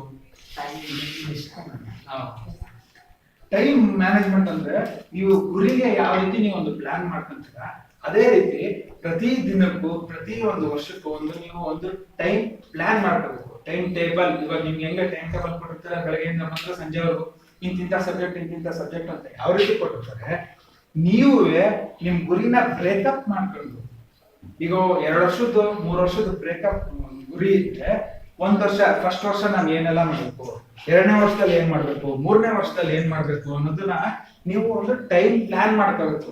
ಬ್ರೇಕಪ್ ಮಾಡ್ಕೊಂಡು ಫಸ್ಟ್ ವರ್ಷದಲ್ಲಿ ಇಂಥದನ್ನ ಮುಗಿಸ್ಕೋಬೇಕು, 2ನೇ ವರ್ಷದಲ್ಲಿ ಇಂಥದನ್ನ ಮುಗಿಸ್ಕೋಬೇಕು, 3ನೇ ವರ್ಷದಲ್ಲಿ ಇಂಥದನ್ನ ಮುಗಿಸ್ಕೊಂಡ್ರೆ ನಾನು ಅನ್ಕೊಂಡಿರೋ ಟೈಮ್ಗೆ ಕರೆಕ್ಟ್ ಆಗಿ ಗುರಿ ತಲುಪೋದಕ್ಕೆ ಸಾಧ್ಯ. ಟೈಮ್ ಪ್ಲಾನ್ ಮಾಡ್ಕೋಬೇಕು, ಟೈಮ್ ಟೇಬಲ್. ಅದನ್ನ ಬರ್ದಾರು ಇಟ್ಕೊಳ್ಳಿ, ಇಲ್ಲ ಮನ್ಸಲ್ಲಾದ್ರೂ ಪ್ಲಾನ್ ಮಾಡ್ಕೊಳ್ಳಿ. ಇದು ಟೈಮ್ ಮ್ಯಾನೇಜ್ಮೆಂಟ್ ಆದ್ರೆ ನೆಕ್ಸ್ಟ್ ಸ್ಟ್ರೆಸ್ ಮ್ಯಾನೇಜ್ಮೆಂಟ್. ಇದು ಹತ್ರ ಬಂದಾಗ ಈ ಟೈಮ್ ಸ್ಟ್ರೆಸ್ ಮ್ಯಾನೇಜ್ಮೆಂಟ್ ತುಂಬಾ ಜಾಸ್ತಿ ಆಗುತ್ತೆ, ಒತ್ತಡ ಜಾಸ್ತಿ ಆಗ್ಬಿಡುತ್ತೆ, ಸ್ಟ್ರೆಸ್. ಸೊ ಅವಾಗ ಕರೆಕ್ಟ್ ಆಗಿ ಮ್ಯಾನೇಜ್ಮೆಂಟ್ ಮಾಡ್ಬೇಕು. ಒತ್ತಡನ ಕರೆಕ್ಟ್ ಆಗಿ ಮ್ಯಾನೇಜ್ಮೆಂಟ್ ಮಾಡ್ಬೇಕು. ಟೈಮ್ ಮ್ಯಾನೇಜ್ಮೆಂಟ್ ಚೆನ್ನಾಗಿದೆ, ಒತ್ತಡ ಬರಲ್ಲ. ಸರಿನಾ? ಈ ಟೈಮ್ ಮ್ಯಾನೇಜ್ಮೆಂಟ್ ಇದ್ದು ಗುರಿನೂ ಚೆನ್ನಾಗಿದ್ದು, ಆದ್ರೂ ಒಂದೊಂದು ಒತ್ತಡ ಬರುತ್ತೆ. ಏನು, ಇದ್ರಲ್ಲೇ ಮುಳುಗೋಗ್ಬಿಟ್ಟಿರ್ತೀನಿ. ನನ್ ಗುರಿ, ನನ್ ಸಾಧನೆ ಅನ್ಬಿಟ್ಟು ಮುಳುಗೋಗ್ಬಿಡ್ತೀನಿ. ಅಫ್ಕೋರ್ಸ್ ನೀವು ಚೆನ್ನಾಗಿ ಹೋಗ್ತಿದ್ದೀರಾ, ಟೈಮ್ ಚೆನ್ನಾಗಿ ಮಾಡಿದೀರಾ, ಟೈಮ್ ಟೇಬಲ್ ಚೆನ್ನಾಗಿದೆ, ಏನ್ ತೊಂದರೆ ಇಲ್ಲ, ಚೆನ್ನಾಗಿ ಮಾಡಿದೀರಾ, ನಿಮ್ಗೆ ಬೇಕಾದಷ್ಟು ಟೈಮ್ ಇದೆ ರೀಚ್ ಆಗಕ್ಕೆ, ಚೆನ್ನಾಗಿದೆ. ಬಟ್ ಆದ್ರೂ ಇದ್ರಲ್ಲೇ ಮುಳುಗೋಗ್ಬಿಟ್ಟು ನಾನು ಏನೋ ಬೇರೆ ಪ್ರಪಂಚ ಕಳ್ಕೊಂಡ್ಬಿಟ್ಟಿದ್ದೀನಿ ಅಂತ ಅನಿಸ್ತಾ ಇರುತ್ತೆ. ಸೊ ಇದರಿಂದ ಆಚೆ ಬರೋದು ಯಾವ ರೀತಿ? ಆಚೆ ಬರ್ಬೇಕು ಅಂದ್ರೆ ಸ್ವಲ್ಪ ಲೈಟ್ ಆಗಿ ಮ್ಯೂಸಿಕ್ ಕೇಳೋದು, ಇಲ್ಲ ಇನ್ಯಾವ್ದಾರ ಎಕ್ಸ್ಟ್ರಾ ಕರಿಕ್ಯುಲರ್ ಆಕ್ಟಿವಿಟೀಸ್. ಈಗ ನಿಮ್ದು ಎಜುಕೇಶನ್ ಗುರಿ ಆದ್ರೆ ಸ್ವಲ್ಪ ಸ್ಪೋರ್ಟ್ಸ್ ಕಡೆನೋ ಇಲ್ಲ ಒಂದ್ ಸ್ವಲ್ಪ ಹಾಡುಗಳು ಕೇಳೋದು ಇಲ್ಲ ಸಂಗೀತ ಕೇಳೋದು ಈ ರೀತಿ ಮಾಡ್ಕೊಂಡು ಆಚೆ ಬರ್ಬೇಕು. ಇಲ್ಲ ಟ್ರಿಪ್ ಹೋಗೋದು, ಕೆಲವ್ರಿಗೆ ಇವೆಲ್ಲ ಏನೋ ಇದಿರೋದಿಲ್ಲ, ಸುಮ್ಮನೆ ಆಚೆ ಟೂರ್ ಹೋಗ್ತಾರೆ, ಮೈಸೂರು ಹೋಗೋದು, ಚಾಮುಂಡಿ ಬೆಟ್ಟ, ಇಲ್ಲ ಕೆಲವ್ರಿಗೆ ಹೋಟೆಲ್, ಕೆಲವ್ರು ಸಿನಿಮಾಗೆ ಹೋದ್ರೇನೆ ನಾವು ಒತ್ತಡದಿಂದ ಆಚೆ ಬರ್ತಾರೆ, ಕೆಲವ್ರಿಗೆ ಪಾರ್ಕ್ ಹೋದ್ರೆ ಒತ್ತಡದಿಂದ ಆಚೆ ಬರ್ತಾರೆ. ಆತರ ನಿಮ್ಗೆ ಯಾವುದು ಸರಿ ಅನ್ಸುತ್ತೆ ಅದರಿಂದ ಆಚೆ ಬನ್ನಿ. ಕೆಲವರು ಏನೋ ಮಾಡೋದಿಲ್ಲ, ಈ ತರ ಈಗ ಚಿಂಚನಕಟ್ಟೆ ಯಾವ್ದೋ ಒಂದು ಗುಡ್ಡದ ಮೇಲೆ ಕುತ್ಕೊಳ್ಳೋದು, ಸಣ್ಣಗೆ ಗಾಳಿ ಬರೋ ಕಡೆ, ಇಲ್ಲ ಅಲ್ಲಿ ನೀರು ಜಲಪಾತ ಹತ್ರ ಹೋಗಿ ಕುತ್ಕೊಳ್ಳೋದು, ಈ ರೀತಿ ಮಾಡೋದ್ರಿಂದ ಅವ್ರಿಗೆ ಆಚೆ ಬರೋದು ಸಾಧ್ಯ. ನಿಮ್ದು ಪ್ರತಿ ದಿನದ ಟೈಮ್ ಟೇಬಲ್ ಅಲ್ಲಿ ಒಂದ್ ಟೈಮ್ ಅಟ್ಲೀಸ್ಟ್ 1 ಅವರ್ ಅಥವಾ ಅರ್ಧ ಗಂಟೆ ಸ್ವಲ್ಪ ಒತ್ತಡದಿಂದ ಆಚೆಗೆ ಬರೋ ಅಂತ ಕೆಲಸಗಳು ಏನಾದರೂ ಒಂದು ಮಾಡಬೇಕು. ಆಚೆ ಒಂದು ವಾಕ್ ಹೋಗೋದು, ಇಲ್ಲ ಏನೋ ಒಂದು ಮ್ಯೂಸಿಕ್ ಕೇಳೋದು, ಸಂಗೀತ ಕೇಳೋದು, ಇಲ್ಲ ಆಟ ಆಡೋದು, ಇಲ್ಲ ಒಂದಷ್ಟು ಜನರ ಜೊತೆ ಕುತ್ಕೊಂಡು ಆಟ ಹೊಡೆಯೋದು, ಏನೋ ಒಂದು ಎಕ್ಸ್ಟ್ರಾ ಒಂದು ಕರಿಕ್ಯುಲರ್ ಮಾಡ್ಕೊಂಡು ಒತ್ತಡಗಳಿಂದ ಬರೋದನ್ನ ಆಚೆ ಬರೋದಕ್ಕೆ ನೀವೇ ಒಂದು ಟೈಮ್ ಟೇಬಲ್ ಅದನ್ನ ಸಹ ಮಾಡ್ಕೋಬೇಕು. ಟೈಮ್ ಮ್ಯಾನೇಜ್ಮೆಂಟ್ ಅಲ್ಲಿ ಏನ್ ಟೈಮ್ ಟೇಬಲ್ ಮಾಡ್ತೀರಾ ಅದ್ರಲ್ಲೇ ಒಂದು ಪಾರ್ಟ್ ಇದು ಸಹ ನೀವು ಬೆಲೆ ಕೊಡ್ಬೇಕು. ಓಕೆನಾ? ಇದೆಲ್ಲ ಆದ್ಮೇಲೆ ಈಗ ನಮ್ ಮೇನ್ ಸಬ್ಜೆಕ್ಟ್ ಬರೋಣ. ಇದನ್ನ ತಿಳ್ಕೊಂಡು ಇದನ್ನ ಫಸ್ಟ್ ಏನೇ ಕೇಳಿದೆ ಅಂದ್ರೆ, ಇಲ್ಲಿ ನಾನು ಏನೇನೆಲ್ಲ ಅವಕಾಶಗಳಿದೆ ನಿಮ್ಗೆ ಹೇಳ್ತೀನೋ ಆ ಅವಕಾಶಗಳಲ್ಲಿ ನೀವು ಒಂದು ಆರಿಸ್ಕೊಂಡು, ಇದನ್ನ ಆರಿಸ್ಕೊಂಡಾಗ ಅದನ್ನ ಯಾವ ರೀತಿ ಮುಟ್ಬೇಕು ಅನ್ನೋದಕ್ಕೆ ಇದು ಫಸ್ಟ್ ನಾನು ಕೊಟ್ಟಿರೋ ಪೀಟಿಗೆ. ಆಯ್ತಾ? ಮುಂದಕ್ಕೆ ಹೋಗೋದ ಈಗ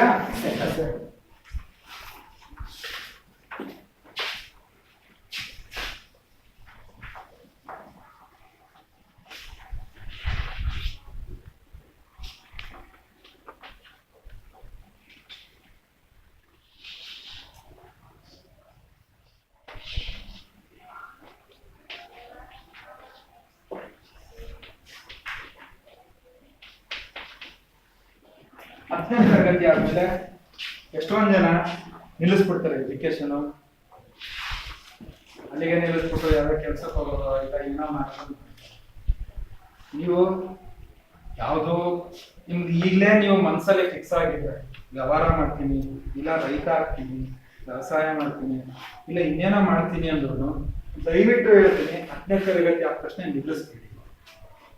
ಇವತ್ತಿನ ದಿನ ಮಿನಿಮಮ್ ಕ್ವಾಲಿಫಿಕೇಶನ್ ಅತಿ ಕಮ್ಮಿ ವಿದ್ಯಾಭ್ಯಾಸ ಅಂದ್ರೆ ಡಿಗ್ರಿ ಆಗಿರ್ಬೇಕು. ಒಂದು ಟೈಮಲ್ಲಿ ಇತ್ತು 10ನೇ ತರಗತಿ ಆದ ತಕ್ಷಣ ಅದೇ ಮಿನಿಮಮ್ ಕ್ವಾಲಿಫಿಕೇಶನ್ ಇತ್ತು. ಇವಾಗ ಹಂಗಲ್ಲ, ಅಟ್ಲೀಸ್ಟ್ ಡಿಗ್ರಿ ಮಾಡಿರಿ. ನೀವು ಮುಂದಕ್ಕೆ ಓದ್ಬೇಡಿ, ಮುಂದಕ್ಕೆ ಯಾವ ಕೆಲಸನೂ ಸೇರ್ಬೇಡಿ, ನೀವು ನಿಮ್ಮ ಸ್ವಂತ ದುಡಿಮೆ ಮಾಡಿ, ವ್ಯವಸಾಯ ಮಾಡಿ, ಏನೇ ಮಾಡಿ, ಒಟ್ನಲ್ಲಿ ಡಿಗ್ರಿ ಮಾಡಿ. ಡಿಗ್ರಿವರೆಗೂ ದಯವಿಟ್ಟು ಎಜುಕೇಶನ್ ಸ್ಟಾಪ್ ಮಾಡಬೇಡಿ, ಸರಿನಾ? ಏನಕ್ಕೆ ಅಂದ್ರೆ ನಾಳೆ ದಿನ ನೀವು ಮಾಡೋ ವ್ಯವಹಾರದಲ್ಲಿ ಏನೋ ಆಯ್ತು, ಇಲ್ಲ ನಿಮ್ಗೆ ಇನ್ನೇನೋ ಅಗತ್ಯ ಬಂತು, ಕೆಲ್ಸಕ್ಕೆ ಹೋಗ್ಲೇಬೇಕು ಅಂತ, ಆವಾಗ ಡಿಗ್ರಿ ಕೇಳ್ತಾರೆ. ಒಂದು BCom ಮಾಡಿದ್ಯಾ, BA ಮಾಡಿದ್ಯಾ, BSc ಮಾಡಿದ್ಯಾ, ಏನೋ ಒಂದು ಕೇಳ್ತಾರೆ. ಸೊ ಆವತ್ತಿನ ದಿನ ಅಯ್ಯೋ ಮಾಡ್ಲಿಲ್ಲ ಅಂತ ಕೈ ಕಚ್ಕೋಬಾರ್ದು. ಇವತ್ತು ನಮ್ಗೆ ಗೊತ್ತಿರೋ ಒಬ್ರು MCom ಮಾಡಿದ್ದಾರೆ, ಇಷ್ಟು ದಿನ ಸ್ಕೂಲಲ್ಲಿ ಟೀಚರ್ ಆಗಿದ್ರು, MComಗೆ ಟೀಚರ್ ಆಗಿ ಕೊಟ್ಬಿಟ್ರು. ಇವತ್ತಿನ ದಿನ ಅವ್ರಿಗೆ ಗೌರ್ಮೆಂಟ್ ಇಂದ ಒಂದು ರೂಲ್ಸ್ ಮಾಡಿದರೆ B.Ed ಆಗಿರ್ಲೇಬೇಕು, ಟೀಚರ್ ಆಗಿರ್ಬೇಕು ಅಂತ. ಈ ಒಂದು MCom ಮಾಡಿದ್ರು ಅವ್ರನ್ನ ಕೆಲಸದಿಂದ ತೆಗೆದಾಕ್ತಾರೆ. ಇವತ್ತು B.Ed ಮಾಡೋದಕ್ಕೆ ಅವ್ರಿಗೆ ವಯಸ್ಸಿಲ್ಲ, ಆಗ ಟೈಮ್ ಇಲ್ಲ, ಈಗ ಏನು ಕೈ ಕಚ್ಕೊಂಡು ಮನೇಲಿ ಕೂತ್ತಾರೆ. ಸೊ ಅದಕ್ಕೆ ಒಂದು ಡಿಗ್ರಿ ಮಾಡಿದ್ರಿ, ಏನ್ ಡಿಗ್ರಿ ಮಾಡಿರ್ಬೇಕು ಅಂದ್ರೆ ನೀವು ಎಲ್ಲರ ನಾಳೆ ದಿನ ಕೆಲ್ಸಕ್ಕೆ ಹೋಗ್ಬೇಕು ಅಂದ್ರೆ ಅದನ್ನ ರೆಕಗ್ನೈಸ್ ಮಾಡೋ ಅಂತದ್ದಾಗಿದೆ. ಈ ಜೀವನ ಹಿಂಗೆ ಇರುತ್ತೆ, ಹಿಂಗೆ ತಿರ್ಗತ್ತೆ ಅಂತ ಹೇಳೋದಿಲ್ಲ.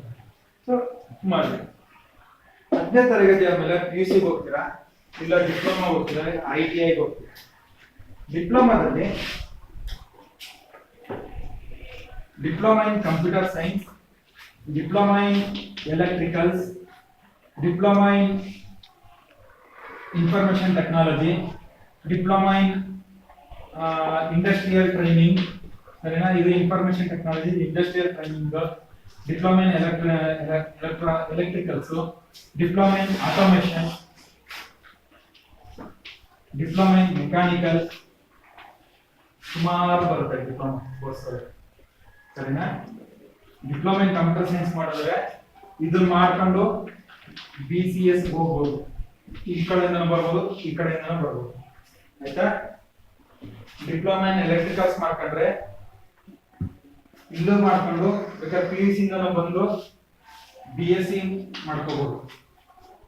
ಇಲ್ಲ ಡಿಪ್ಲೊಮಾ ಇನ್ ಎಲೆಕ್ಟ್ರಿಕಲ್ಸ್ ಮಾಡ್ಕೊಂಡ್ರೆ ಡೈರೆಕ್ಟ್ ಆಗಿ ನೀವು KEB JE ಜೂನಿಯರ್ ಇಂಜಿನಿಯರ್ ಹಿರಿಯ ಅಭಿಯಂತಕರು ಡೈರೆಕ್ಟ್ ಆಗಿ KB ಗೆ ಸೇರ್ಕೋಬಹುದು. ಅರ್ಥ ಆಗ್ತಿದ್ಯಾ? ಡಿಪ್ಲೊಮಾ ಇನ್ ಎಲೆಕ್ಟ್ರಿಕಲ್ಸ್ ಮಾಡ್ಕೊಂಡು JE KEB JE ಆಗಿ ಸೇರ್ಕೋಬಹುದು, ಒಳ್ಳೆ ಸ್ಕೋಪ್ ಇದೆ, ಚೆನ್ನಾಗಿದೆ.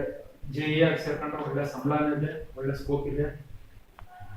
ತುಂಬಾ ಕಮ್ಮಿ ಜನ ಬರ್ತಿದ್ದಾರೆ ಈ ಕಡೆಗೆ, ಎಲ್ಲ ಬರೀ ಇಂಜಿನಿಯರಿಂಗ್ ಅಂತ ಹೋಗ್ತಿದ್ದಾರೆ, ಈ ಕಡೆ ಯಾರು ಇಲ್ಲ. ಡಿಪ್ಲೊಮಾ ಇನ್ ಇನ್ಫಾರ್ಮೇಶನ್ ಟೆಕ್ನಾಲಜಿ ಇಲ್ಲಿಗೆ ಬಂದು ಇಲ್ಲಿಂದ BCS ಬೇಕಾದ್ರೆ ಬರ್ಬೋದು, PUC ಇಂದ ಬೇಕಾದ್ರೆ BCS ಬರ್ಬೋದು. Information technology nothing but computer. Diploma in computer science ಇದು ಸೇಮ್ ಬರುತ್ತೆ. ಇಲ್ಲಿ ಸ್ವಲ್ಪ ಹಾರ್ಡ್ವೇರ್ ಕಾನ್ಸಂಟ್ರೇಟ್ ಮಾಡ್ತಾರೆ, ಇಲ್ಲಿ ಸಾಫ್ಟ್ವೇರ್ ಕಾನ್ಸಂಟ್ರೇಟ್ ಮಾಡ್ತಾರೆ. ಸಾಫ್ಟ್ವೇರ್ ಪ್ರೋಗ್ರಾಮ್ ಏನ್ ಬರೀಬೇಕು, ನಿಮ್ಗೆಲ್ಲ ಕಂಪ್ಯೂಟರ್ಸ್ ಇದೆಯಾ? ಇಲ್ಲಿ ಇಲ್ಲ. ಕಂಪ್ಯೂಟರ್ ಎಲ್ಲಾರು ಓದ್ತಿದ್ದೀರಾ ಬೇಸಿಗೆ ಶಿಬಿರದಲ್ಲಿ? ಎಷ್ಟು ಜನ ಓದ್ತಿದ್ದೀರಾ? ಯಾರು ಹೋಗ್ತಿಲ್ಲ? ದಯವಿಟ್ಟು ನಿಮ್ಗೆ ಇಲ್ಲಿ ಸ್ಕೂಲಲ್ಲಿ ಕಂಪ್ಯೂಟರ್ ಇಲ್ಲ ಅಂದ್ರೆ ಬೇಸಿಗೆ ಶಿಬಿರದಲ್ಲಿ, ಬೇಸಿಗೆ ರಜಾ ಇಲ್ಲ ದಸರಾ ರಜದಲ್ಲಿ ಕ್ಯಾರ್ನಗರದಲ್ಲಿ 5-6 ಕಂಪ್ಯೂಟರ್ ಸೆಂಟರ್ಗಳಿದೆ, ಅಲ್ಲಿ ಹೋಗಿ ದಯವಿಟ್ಟು ಅಟೆಂಡ್ ಮಾಡಿ. ಇವತ್ತಿನ ದಿನ ಕಂಪ್ಯೂಟರ್ ಗೊತ್ತಿಲ್ಲ ಅಂದ್ರೆ ಏನೂ ಗೊತ್ತಿಲ್ಲ, ಅವನು ಅನಕ್ಷರಸ್ಥ. ಕಂಪ್ಯೂಟರ್ ಗೊತ್ತಿಲ್ಲ ಅಂದ್ರೆ ಅನಕ್ಷರಸ್ಥ. ಕಂಪ್ಯೂಟರ್ ಬೇಸಿಕ್ ಆದ್ರೂ ಗೊತ್ತಿರ್ಬೇಕು ನಿಮಗೆ. ಕಂಪ್ಯೂಟರ್ ಅಲ್ಲಿ ನಮಗೆ ಬರುತ್ತೆ ಬೇಸಿಕ್ ಅಲ್ಲಿ Windows, MS office. MS office ನಿಮಗೆ ಗೊತ್ತಿದ್ರೆ ಅರ್ಧ ಕಂಪ್ಯೂಟರ್ ಗೊತ್ತ ನೀವು.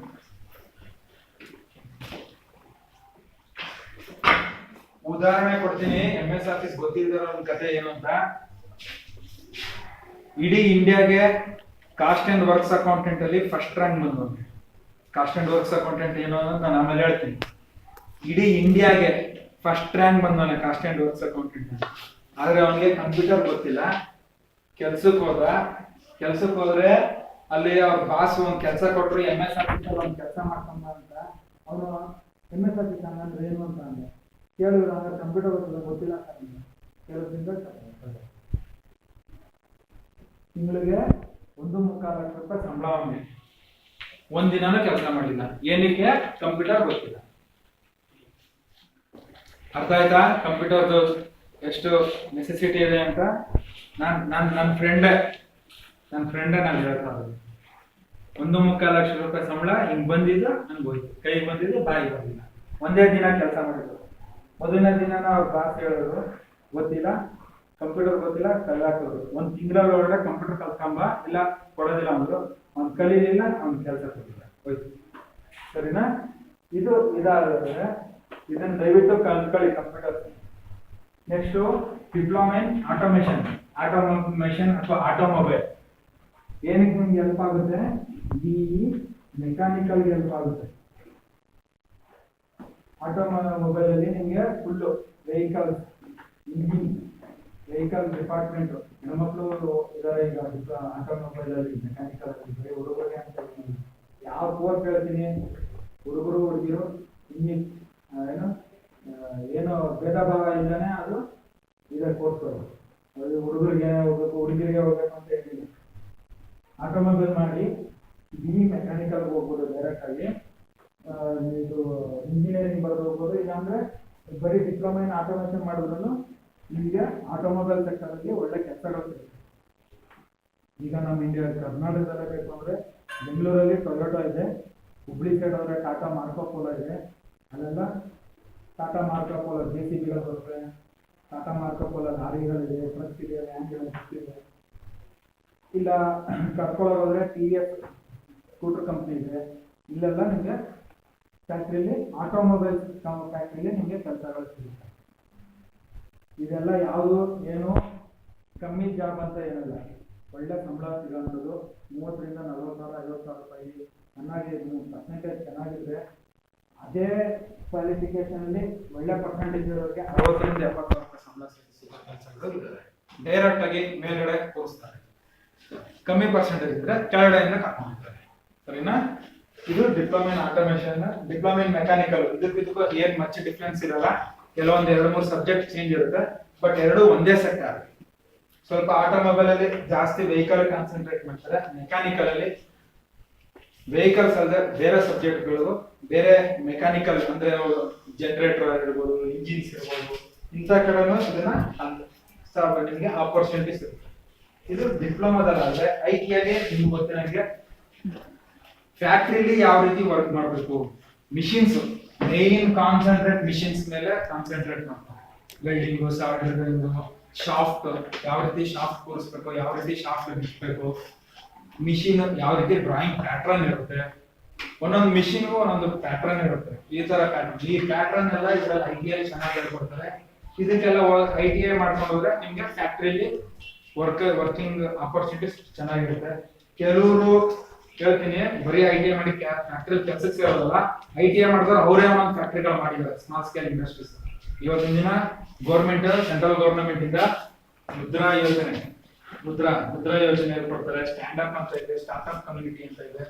ಇದರಲ್ಲೆಲ್ಲ ನಿಮ್ಗೆ ನೀವು ಐಟಿಐ ಮಾಡಿ, ಇಲ್ಲ ಸರ್ ನಾನೇ ಒಂದು ಕಾಂಪೋನೆಂಟ್ ನಾನೇ ಒಂದು ಕಂಡಿಡ್ದಿದ್ದೀನಿ, ಇವಾಗಿರೋ ಕಾಂಪೋನೆಂಟ್ ತುಂಬಾ ದೊಡ್ಡದು ಜಾಸ್ತಿ ಇದು, ನಾನ್ ಕಂಡಿಡ್ದಿರೋ ಕಾಂಪೋನೆಂಟ್ ಇನ್ನ ಕಮ್ಮಿ ದುಡ್ಡಲ್ಲಾಗುತ್ತೆ, ಇನ್ನ ಚಿಕ್ಕದು ಸೈಜ್ ಅಲ್ಲಿ, ಇದಕ್ಕೆ ಎನರ್ಜಿ ಕರೆಂಟ್ ತುಂಬಾ ಕಮ್ಮಿ ಬೇಕು, ಪೆಟ್ರೋಲ್ ಕಮ್ಮಿ ಬೇಕು, ಡೀಸೆಲ್ ಕಮ್ಮಿ ಬೇಕು, ನಾನು ಇದನ್ನ ಕಂಡಿಡ್ತೀನಿ, ನಾನು ಫ್ಯಾಕ್ಟ್ರಿ ಮಾಡಬಹುದು ಅಂದ್ರೆ ಸರ್ಕಾರದಿಂದ ಮುದ್ರಾ ಯೋಜನೆಯಲ್ಲಿ ಅಥವಾ ಸ್ಟ್ಯಾಂಡ್ ಅಪ್ ಅಂತ ಹೇಳ್ತಾರೆ, ಇಲ್ಲ ಸ್ಟಾರ್ಟ್ಅಪ್ ಅಂತ ಹೇಳ್ತಾರೆ, ಆ ಯೋಜನೆಯಲ್ಲಿ ನಿಮ್ಗೆ ಫೈನಾನ್ಸ್ ಇರುತ್ತೆ.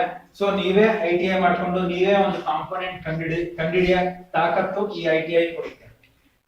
ಕಂಡಿಡಿದ ಮೇಲೆ ನೀವೇ ಬೇಕಾದ್ರೆ ಒಂದು ಫ್ಯಾಕ್ಟ್ರಿ ಓಪನ್ ಮಾಡಿ, ನೀವೇ ಒಂದು 16 ಜನನ ಕೆಲಸಕ್ಕೆ ಇಟ್ಕೋಬಹುದು. ನೀವು ತಯಾರಿಸಿರೋ ಕಂಪನಿ ದೊಡ್ಡ ಫ್ಯಾಕ್ಟ್ರಿಗೆ ಸಪ್ಲೈ ಮಾಡ್ತೀರಾ. ಸರಿನಾ? ಇದು ಐಟಿಐ ಡಿಪ್ಲೊಮಾಗಾದ್ರೆ ಪಿಯುಸಿ ಬರುತ್ತೆ. ಪಿಯುಸಿ ಏನೇನು ಬರುತ್ತೆ? ಫಸ್ಟ್ ಸೈನ್ಸ್, ಹೌದಾ? ಆಮೇಲೆ ಕಾಮರ್ಸ್, ಆಮೇಲೆ ಆರ್ಟ್ಸ್. ಪಿಯುಸಿ ಸೈನ್ಸ್ ಅಲ್ಲಿ ನಿಮಗೆ ಪಿಸಿಎಂಬಿ, ಪಿಸಿಎಂಸಿ, ಪಿಸಿಎಂಇ ಈ ತರ ಬರ್ತಾ ಹೋಗುತ್ತೆ. ಪಿಸಿಎಂ ಅಂತೂ ಸ್ಟ್ಯಾಂಡರ್ಡ್ ಇದ್ದೇ ಇರುತ್ತೆ. ಭೌತಶಾಸ್ತ್ರ, ರಾಸಾಯನಿಕ ಶಾಸ್ತ್ರ, ಗಣಿತ, ಜೀವಶಾಸ್ತ್ರ, ಕಂಪ್ಯೂಟರ್, ಎಲೆಕ್ಟ್ರಾನಿಕ್ಸ್. ಪಿಸಿಎಂ ಅಂತೂ ಇದ್ದೇ ಇರುತ್ತೆ. ಇವು 3 ವೇರಿಯಾ. ಏನಕ್ಕೆ ಅಂದ್ರೆ ಇವೆರಡು ಫಿಕ್ಸೆಡ್, ಎಂಬಿ ಸ್ವಲ್ಪ ವೇರಿ ಆಗುತ್ತೆ, ಇಲ್ಲ ಎಂಸಿ. ಎಂ ಏನಕ್ಕೆ ಇರುತ್ತೆ ಅಂದ್ರೆ ಇಲ್ಲಿ ನಾವು ಪೂರ ಇಲ್ಲಿ ಇಂಜಿನಿಯರಿಂಗ್ ಹೋಗ್ಬೇಕು ಅಂದ್ರೆ ಪಿಸಿಎಂ ಕಂಪಲ್ಸರಿ ಬೇಕಿರುತ್ತೆ. ಇಂಜಿನಿಯರಿಂಗ್ ಹೋಗ್ಬೇಕು ಅಂದ್ರೆ ಪಿಸಿಎಂ. ನೀವು ಈಗ ನೀವು ಮೊನ್ನೆ ಸಿಇಟಿ ರ್ಯಾಂಕಿಂಗ್ ಬಂತು ನೋಡಿದಿರ ಪೇಪರ್ ಅಲ್ಲೆಲ್ಲ, ವೈದ್ಯಕೀಯ ಕ್ಷೇತ್ರದಲ್ಲಿ ಮೊದಲನೇ ರ್ಯಾಂಕ್, ಇಂಜಿನಿಯರಿಂಗ್ ಕ್ಷೇತ್ರದಲ್ಲಿ ಮೊದಲನೇ ರ್ಯಾಂಕ್, ಆಯುರ್ವೇದದಲ್ಲಿ ಮೊದಲನೇ ರ್ಯಾಂಕ್ ಅಂತ ಸಿಇಟಿ ಎಕ್ಸಾಮ್ ಒಂದೇ, ಬಟ್ ರ್ಯಾಂಕಿಂಗ್ 2-3 ಬೇರೆ ಬೇರೆ ಕೊಟ್ಟರು. ಪ್ರತೀಕ್ ನಾಯಕ್ ಒಂದು ಬಂದ, ಇನ್ನೊಬ್ಬ ಹುಡುಗಿ ಇನ್ನೊಂದ್ರಲ್ಲಿ ಬಂದ್ರು. ಪ್ರತೀಕ್ ನಾಯಕ್ ಇಂಜಿನಿಯರಿಂಗ್ ಅಲ್ಲಿ ಏನೋ ಬಂದಿರೋರು rank, first rank expert college Mangaluru. ಇನ್ನು ವೈದ್ಯಕೀಯದಲ್ಲಿ ಬೇರೆಯವರು ಬಂದಿದ್ರು. ಸೊ ನೀವು ನೀಟ್ ಎಕ್ಸಾಮ್ ಬರೀತೀರಲ್ಲ ಪಿಯುಸಿ ಆದ್ಮೇಲೆ, ನೀಟ್ ಎಕ್ಸಾಮ್ ಬರೀಬೇಕಾದ್ರೆ ಪಿಸಿಎಂ ಬರೆದ್ರೆ ಇಂಜಿನಿಯರಿಂಗ್ ಹೋಗ್ತೀರಾ, ಪಿಸಿಬಿ ಬರೆದ್ರೆ ಡಾಕ್ಟರ್ ಹೋಗ್ತೀರಾ. ಇಲ್ಲಿ ಡಾಕ್ಟರ್ ಹೋಗ್ಬೇಕಂದ್ರೆ ಮ್ಯಾಥಮೆಟಿಕ್ಸ್ ಏನ್ ಬೇಡ, ಬಯಾಲಜಿ ಬೇಕು, ಭೌತಶಾಸ್ತ್ರ, ಜೀವಶಾಸ್ತ್ರ ಬೇಕು. ಸೊ ಡಾಕ್ಟರ್ ಹೋಗ್ತೀರಾ. ಪಿಸಿಎಂಸಿ, ಪಿಸಿಎಂ, ಪಿಸಿಎಂಸಿ, ಪಿಸಿಎಂಇ ಈ ಕಡೆ ಬಂದ್ರೆ ಇಂಜಿನಿಯರಿಂಗ್ ನಿಮಗೆ ಆಗುತ್ತೆ. ನೀವು ಇವತ್ತೇ ನೀವು ನಾಳೆ ದಿನ ನಾನು ಕಂಪ್ಯೂಟರ್ ಫೀಲ್ಡ್ ಅಲ್ಲಿ ಹೋಗ್ತೀನಿ ಅಂದ್ರೆ ಪಿಸಿಎಂಸಿ ಸೆಲೆಕ್ಟ್ ಮಾಡ್ತೀವಿ. ಇಲ್ಲ ಎಲೆಕ್ಟ್ರಾನಿಕ್ಸ್ ಎಲೆಕ್ಟ್ರಿಕಲ್ಸ್ ಅಲ್ಲಿ ಹೋಗ್ತೀನಿ ಅಂದ್ರೆ ಪಿಸಿಎಂಇ ಇರೋ ಕಾಲೇಜ್ ಹೋಗ್ತೀವಿ. ನಿಮ್ಗೆ ಒಂದೇ ಕಾಲೇಜಲ್ಲಿ ಈ ಕಾಂಬಿನೇಷನ್ ಎಲ್ಲ ಇರೋದಿಲ್ಲ. ಒಂದೊಂದ್ ಕಾಲೇಜ್ ಬರೀ ಪಿಸಿಎಂಬಿ ಮಾತ್ರ ಇರುತ್ತೆ, ಇಲ್ಲ ಬರೀ ಪಿಸಿಎಂಸಿ ಮಾತ್ರ ಇರುತ್ತೆ. ನೀವು ಇವತ್ತಿನ ದಿನ ಏನ್ ಸೆಲೆಕ್ಟ್ ಒಂದು ಗೋಲ್ ಸೆಟ್ ಮಾಡಕಂತೀರಾ, ಆವಾಗ ಆ ಕಾಂಬಿನೇಷನ್ ಇರೋ ಕಾಲೇಜ್ಗೆ ಹೋಗ್ಬೇಕು. ಒಂದೇ ಕಾಲೇಜಲ್ಲಿ ಎಲ್ಲ ಇರೋದಿಲ್ಲ, ಕೆಲವು ಕಾಲೇಜಲ್ಲಿ ದೊಡ್ಡ ದೊಡ್ಡ ಕಾಲೇಜಲ್ಲಿ ಎಲ್ಲಾ ತರನು ಕಾಂಬಿನೇಷನ್ಗಳು ಇದ್ದೇ ಇರುತ್ತೆ. ಸೊ ನೀವು ಅವಾಗ ಹೋಗ್ಬೋದು. ಇಲ್ಲಾಂದ್ರೆ ನಿಮ್ಗೆ ಯಾವ ಕಾಂಬಿನೇಷನ್ ಬೇಕೋ ಆ ಕಾಲೇಜ್ ಹುಡ್ಕೊಂಡು ಹೋಗಿ. ನಮ್ಮ ಊರಲ್ಲಿ ಕಾಲೇಜ್ ಇದೆ ಸರ್, ಅದಕ್ಕೆ ಇಲ್ಲಿ ಹೋಗ್ಬಿಟ್ಟೆ ಸರ್, ನನ್ಗೆ ನನ್ ಗುರಿ ಇದೆ ಬೇರೆ ಇದಿದೆ ಅಂತ ದಯವಿಟ್ಟು ಆ ಉತ್ತರ ಕೊಡ್ಬೇಡಿ. ನಿಮ್ಗೆ ಯಾವ ಕಾಂಬಿನೇಷನ್ ಬೇಕೋ ಆ ಕಾಂಬಿನೇಷನ್ ಇರೋ ಕಾಲೇಜ್ಗೆ ಹೋಗಿ. ಸೈನ್ಸ್ ಅಲ್ಲೇ ಮುಂದೆ ಹೋಗಲ್ಲ. ಸೈನ್ಸ್ ಅಲ್ಲೇ ಮುಂದೆ ಹೋದ್ರೆ ಇದೆಲ್ಲ ಮಾಡಿದ್ಮೇಲೆ ಡಾಕ್ಟರ್ ಇಂಜಿನಿಯರಿಂಗ್ ನೆಕ್ಸ್ಟ್ ಹೋಗಲ್ಲ. ಅದಕ್ಕಿಂತ ಮುಂಚೆ ನಾನು ಸೈನ್ಸ್ ಮಾಡ್ಕೊಂಡೆ, ನನ್ಗೆ ಡಾಕ್ಟರ್ ಇಂಜಿನಿಯರಿಂಗ್ ನಂಗೆ ಆರ್ಥಿಕವಾಗಿ ನಂಗೆ ಫೈನಾನ್ಷಿಯಲ್ ಆಗಿ ನಂಗೆ ಕಷ್ಟ ಆಗುತ್ತೆ, ಏನ್ ಮಾಡುದು ಸರ್? BSc ಮಾಡಿ. BSc ಕಂಪ್ಯೂಟರ್ ಸೈನ್ಸ್, ಇಲ್ಲ BCA ಅಂತಾರೆ ಕಂಪ್ಯೂಟರ್ ಅಪ್ಲಿಕೇಶನ್, ಇಲ್ಲ BSc AG ಅಂತಾರೆ. AG ಅಂದ್ರೆ ಅಗ್ರಿಕಲ್ಚರ್, ವ್ಯವಸಾಯ ಮಾಡೋದು. ಇವತ್ತಿನ ದಿನ BSc AG ಗೆ ಹೋಗೋರು ಚೆನ್ನಾಗಿ, ಈಗ ಸ್ವಲ್ಪ ಸ್ಕೋಪ್ ಇದೆ. ಈ ಜಾಗದಲ್ಲಿ ಅಷ್ಟೊಂದು ಜನ ಇಲ್ಲ. ನೀವು ಹೋದ್ರೆ ಈ ಜಾಗದಲ್ಲಿ ನೀವು ಆಚೆ ಬರೋಷ್ಟಕ್ಕೆ ಅಷ್ಟು ಜನ ಇರೋದಿಲ್ಲ. ನೀವು ಯಾರು ಆಚೆ ಬರ್ತೀರೋ ನೀವೇ ಆಗಿರ್ತೀರ. ಈ ಫೀಲ್ಡ್ ಅಲ್ಲಿ ಕಮ್ಮಿ ಇದೆ BSc AG. ಅಂದ್ರೆ ಯಾವ ರೀತಿ ಎಷ್ಟು ಗೊಬ್ಬರ ಹಾಕ್ಬೇಕು, ಯಾವ ರೀತಿ ನಾವು ಬೆಳೆಸ್ಬೇಕು, ಸೀಡಿಂಗ್ ಮಾಡುವಾಗ ಯಾವ ರೀತಿ ಸಾಯಿಲ್ ಕೊಡ್ಬೇಕು, ಮಣ್ಣು ಕೊಡ್ಬೇಕು, ಇದೆಲ್ಲ ವ್ಯವಸಾಯದ ಬಗ್ಗೆ ಚೆನ್ನಾಗಿ ಹೇಳ್ಕೊಡ್ತೀರಾ. ಇವತ್ತಿನ ದಿನ ಇನ್ನೊಂದೇನು ಅಗ್ರಿಕಲ್ಚರಲ್ ಅಂದ್ರೆ ಕೆಮಿಕಲ್ ಫರ್ಟಿಲೈಸರ್ ಯೂಸ್ ಮಾಡಿ ವ್ಯವಸಾಯ ಮಾಡೋದು ಕಮ್ಮಿ ಆಗ್ತಾ ಇದೆ. ಇವಾಗೆಲ್ಲ ನೀವು ನೋಡ್ತೀರಾ ಸಾವಯವ ಕೃಷಿ, organic farming. BSc organic farming ನೀವು ತಗೊಂಡು ಚೆನ್ನಾಗಿ ಬಂದ್ರೆ ನಾಳೆ ದಿನ ನಿಮ್ದೇ ಪ್ರಪಂಚ. ಅದಿನ್ನ ಈಗ ಮೊಳಕೆ ಸ್ಟೇಜ್ ಅಲ್ಲಿ ಇದೆ ಆರ್ಗ್ಯಾನಿಕ್ ಫಾರ್ಮಿಂಗ್. ಈಗೀಗ ಎಲ್ಲ ಆರ್ಗ್ಯಾನಿಕ್ ಫಾರ್ಮಿಂಗ್ ಕಡೆಗೆ ಹೋಗ್ತಿದ್ದಾರೆ. ಇನ್ನ ಎಷ್ಟೊಂದ್ ಜನ ಹೋಗಿಲ್ಲ. ಇವತ್ತು ನೀವು ನೋಡ್ಬೋದು, ಕೆಮಿಕಲ್ ಫರ್ಟಿಲೈಸರ್ ತಂದೆ ಇವತ್ತು ಭತ್ತ ನಾಟಿ ಮಾಡಿದ್ರು. ಸಾವಯವ ಕೃಷಿ ಮಾಡೋರು ಕಮ್ಮಿನೇ ಇದ್ದಾರೆ. ಚುಂಚನಕಟ್ಟಲ್ಲೇ ಬೇಕಾದ್ರೆ ನೀವು ನೋಡಿದ್ರೆ ಕಮ್ಮಿನೇ ಇರ್ತಾರೆ. ನಿಮ್ಮ ಮನೇಲೆ ಹೋಗಿ ನೋಡಿ, ರಾಸಾಯನಿಕ ಗೊಬ್ಬರನೇ ತಂದಿಟ್ಟಿರ್ತಾರೆ. ಸಾವಯವ ಕೃಷಿ ಯಾರು ಮಾಡ್ತಾ ಇರೋದಿಲ್ಲ. ಈಗೀಗ ಬರ್ತಿದ್ದಾರೆ. ನೀವು PUC ಮುಗಿಸ್ಕೊಂಡು BSc AG ಮಾಡೋಷ್ಟಕ್ಕೆ ಆರ್ಗ್ಯಾನಿಕ್ ಫಾರ್ಮಿಂಗ್ ಒಂದು ಲೆವೆಲ್ ಬಂದಿರುತ್ತೆ. ಸೊ ನಿಮ್ಗೊಂದು ಅವಕಾಶಗಳು ಚೆನ್ನಾಗಿರುತ್ತೆ. ಸರಿನಾ? BCA ಮಾಡಿದ್ರೆ ಜಸ್ಟ್ ಕಂಪ್ಯೂಟರ್ ಅಪ್ಲಿಕೇಶನ್, ಯಾವ್ದಾರ ಒಂದು ಫ್ಯಾಕ್ಟ್ರಿ ಇಲ್ಲ ದೊಡ್ಡ ದೊಡ್ಡ ಕಂಪ್ನಿಗಳಲ್ಲಿ ಕಂಪ್ಯೂಟರ್ಗೆ ಏನು ಸಹಾಯ ಬೇಕೋ ಅದಕ್ಕೆ ಕೆಲಸಕ್ಕೆ ಸಿಗೋ ಚಾನ್ಸಸ್ ಇರುತ್ತೆ.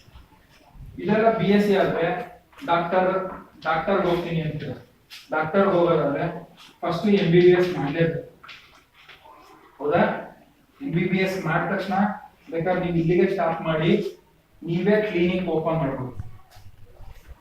ಮುಂದೆ ಆದ್ರೆ ಹಾಸ್ಪಿಟಲ್ ಹೋಗ್ತೀನಿ ಅಂದ್ರೆ ದಯವಿಟ್ಟು MBBS ಮಾಡ್ಬಿಟ್ಟು ಹಾಸ್ಪಿಟಲ್ ಹೋಗ್ಬೇಡಿ. ಬರೀ 10,000 15,000 ರೂಪಾಯಿ ಸಂಬಳ ಬರ್ತೀವಿ.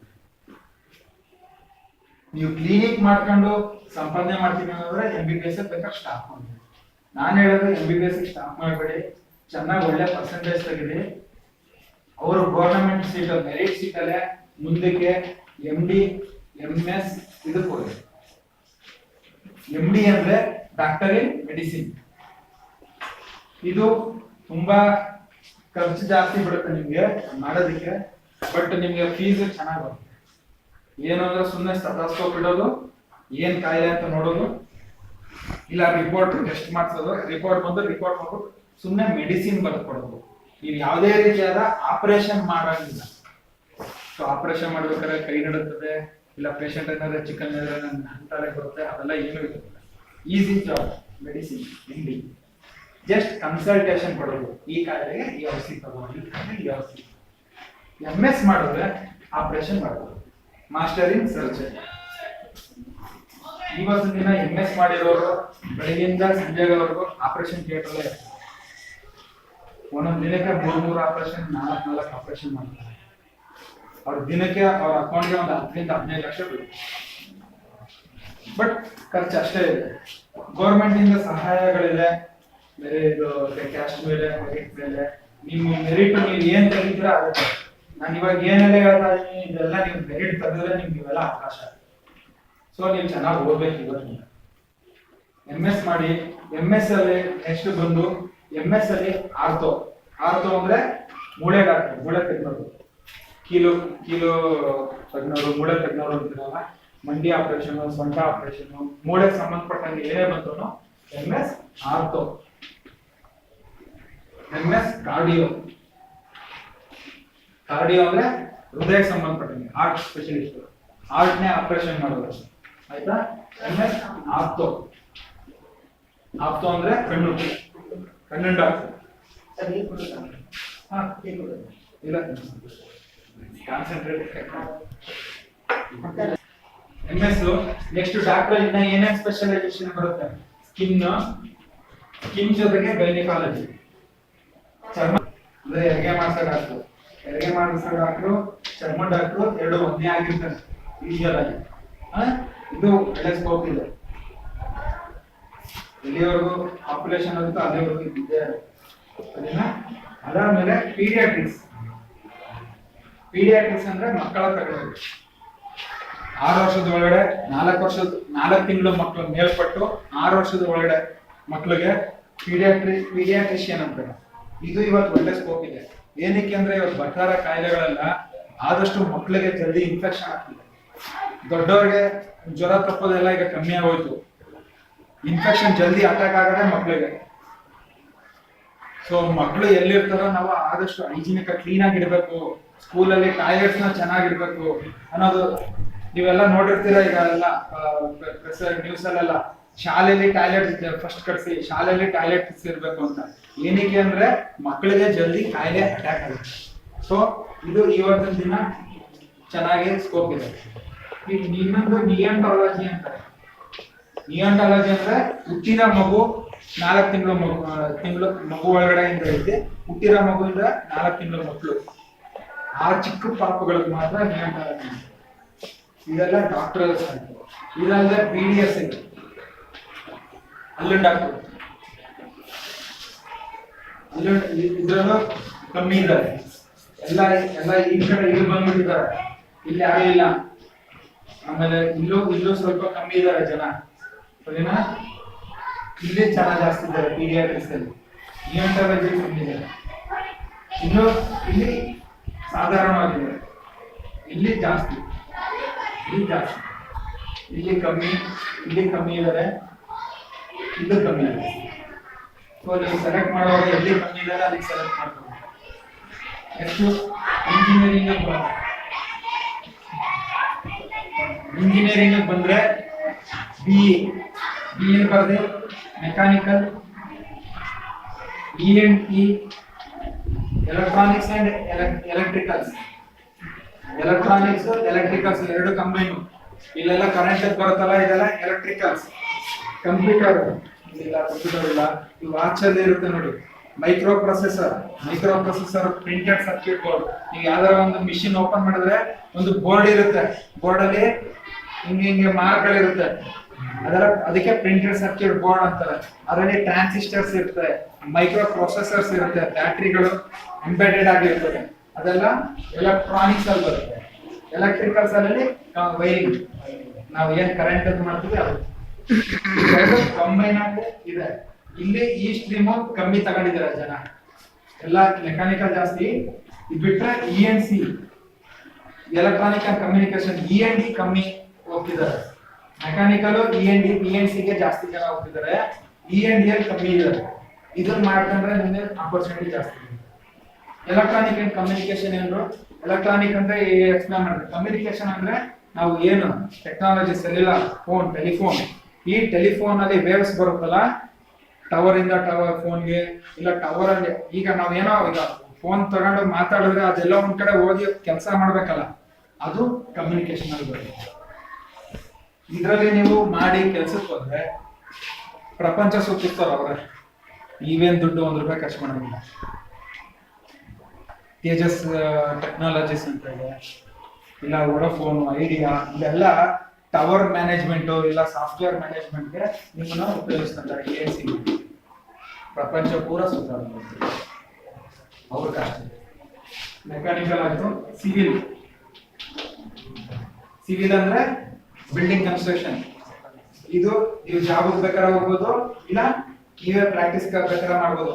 ಈಗ ನಾನು ಮನೆ ಕಟ್ತೇನೆ, ನಿಮ್ಮ ಹತ್ರ ಬಂದು ಪ್ಲಾನ್ ಹಾಕಿಸ್ಕೊಂಡ್ಬಿಡ್ತೀನಿ, ನೀವು ವ್ಯಾಲ್ಯೂಯೇಷನ್ ಮಾಡಿಸ್ಕೊಂತೀನಿ, ನೀವೇ ಬೇಕಾದ್ರೆ ಪ್ರಾಕ್ಟೀಸ್ ಮಾಡ್ಬೋದು. ಸಿವಿಲ್ ಇಲ್ಲ ಜಾಬ್ ಹೋದ್ರೆ L&T, ಗ್ಯಾಮನ್ ಇಂಡಿಯಾ, GMR ಇಂಥ ಕಡೆ ಎಲ್ಲ ಹೋಗಿ ಕೆಲಸಕ್ಕೆ ಸೇರ್ತಾರೆ. CTM construction technology management. ಇದಕ್ಕೆ ಏನ್ ಡಿಫ್ರೆನ್ಸ್ ಅಂದ್ರೆ ಇಲ್ಲಿ ಪೂರಾ ಒಂದು ಬಿಲ್ಡಿಂಗ್ ಕಟ್ಟಬೇಕು ಅಂದ್ರೆ ಪೂರಾ ನಾವು ಇಂಜಿನಿಯರ್ ಮೇಲೆ ಡಿಪೆಂಡ್ ಆಗ್ತೀವಿ. ಇಲ್ಲಿ ಕನ್ಸ್ಟ್ರಕ್ಷನ್ ಟೆಕ್ನಾಲಜಿ ಅಂದ್ರೆ ಕಟ್ಟೋದನ್ನ ಯಾವ ರೀತಿ ಟೆಕ್ನಾಲಜಿಯನ್ನು ಕಟ್ಬೋದು ಅಂತ ಇವ್ರು ಹೆಲ್ಪ್ ಮಾಡ್ತಾರೆ. ಆಮೇಲೆ IS CS ಅಂದ್ರೆ ಇನ್ಫಾರ್ಮೇಶನ್ ಸೈನ್ಸ್, CS ಅಂದ್ರೆ ಕಂಪ್ಯೂಟರ್ ಸೈನ್ಸ್. ಎರಡು ಏನು ಅಷ್ಟೇನಿಲ್ಲ, 8 ಸೆಮ್ ಇರುತ್ತೆ ಇಂಜಿನಿಯರಿಂಗ್ ಅಲ್ಲಿ. ಮೂರನೇ ಸೆಮ್ಮಿಂದ 4ನೇ ಸೆಮ್ಮಿಂದ ಸ್ವಲ್ಪ ಸಬ್ಜೆಕ್ಟ್ಸ್ ಚೇಂಜ್ ಆಗುತ್ತೆ. ಇನ್ಫಾರ್ಮೇಶನ್ ಸೈನ್ಸ್ ಅಲ್ಲಿ ಸಾಫ್ಟ್ವೇರ್ ಹೆಂಗ್ ಬರಿಬೇಕು ಅಂತ ಹೇಳ್ಕೊಡ್ತಾರೆ, ಸಾಫ್ಟ್ವೇರ್ನ ಹೆಂಗ್ ಬರಿಬೇಕು ಅಂತ ಹೇಳ್ಕೊಡ್ತಾರೆ. ಕಂಪ್ಯೂಟರ್ ಸೈನ್ಸ್ ಅಲ್ಲಿ ಹಾರ್ಡ್ವೇರ್ ಹೆಂಗ್ ಮಾಡಬೇಕು ಅಂದ್ರೆ ಕಂಪ್ಯೂಟರ್ ಅಲ್ಲಿ ಏನು ಒಳಗಡೆ ಮದರ್ ಬೋರ್ಡ್ CPU ಇರುತ್ತಲ್ಲ, CPU ಅಂದ್ರೆ ಏನು, ಹಾರ್ಡ್ ಡಿಸ್ಕ್ ಅಂದ್ರೆ ಏನು, ಅದನ್ನ ಯಾವ ರೀತಿ ಮಾಡೋದನ್ನ ಹಾರ್ಡ್ವೇರ್ ಬಗ್ಗೆ ಕಾನ್ಸಂಟ್ರೇಟ್ ಮಾಡಿ. IS ಸಾಫ್ಟ್ವೇರ್ ಒಳಗಡೆ ಒಂದು ಪ್ರೋಗ್ರಾಮ್ ಬರ್ದಿರುತ್ತಲ್ಲ, computer science CS hardware software difference ಗೊತ್ತಿಲ್ಲ. ಈಗ ನಾವು ಮನುಷ್ಯ ಅಲ್ವಾ, ಈ ಶರೀರ ಇದೆಲ್ಲ ಏನು ಮನ್ಸು ಒಳಗಡೆ ಮನ್ಸಿದೆ ನೋಡಿ, ಹಿಂಗೆ ಕೆಲಸ ಈ ಪಾರ್ಟ್ ಮೇಲೆ ಒಬ್ಬನೇ ಮಾಡೋದು IS. ಇದನ್ನ ಹೇಳ್ಕೊಡ್ತಾರೆ ಪ್ರೋಗ್ರಾಮ್ ಹೆಂಗ್ ಮಾಡ್ಬೇಕು ಅಂತ. ಈಗ ನಾನು ಇಲ್ಲಿಂದ ಅಲ್ಲಿ ನಡಿಬೇಕು ಅಂದ್ರೆ ಒಂದು ಬರಿಬೇಕಲ್ವಾ, ಅದಕ್ಕೆ ಇನ್ಸ್ಟ್ರಕ್ಷನ್ ಕೊಡ್ಬೇಕಲ್ಲ, ಅದು ಇದು ಓಕೆನಾ. ಇದೆಲ್ಲ ಇಂಜಿನಿಯರಿಂಗ್. ಕಾಮರ್ಸ್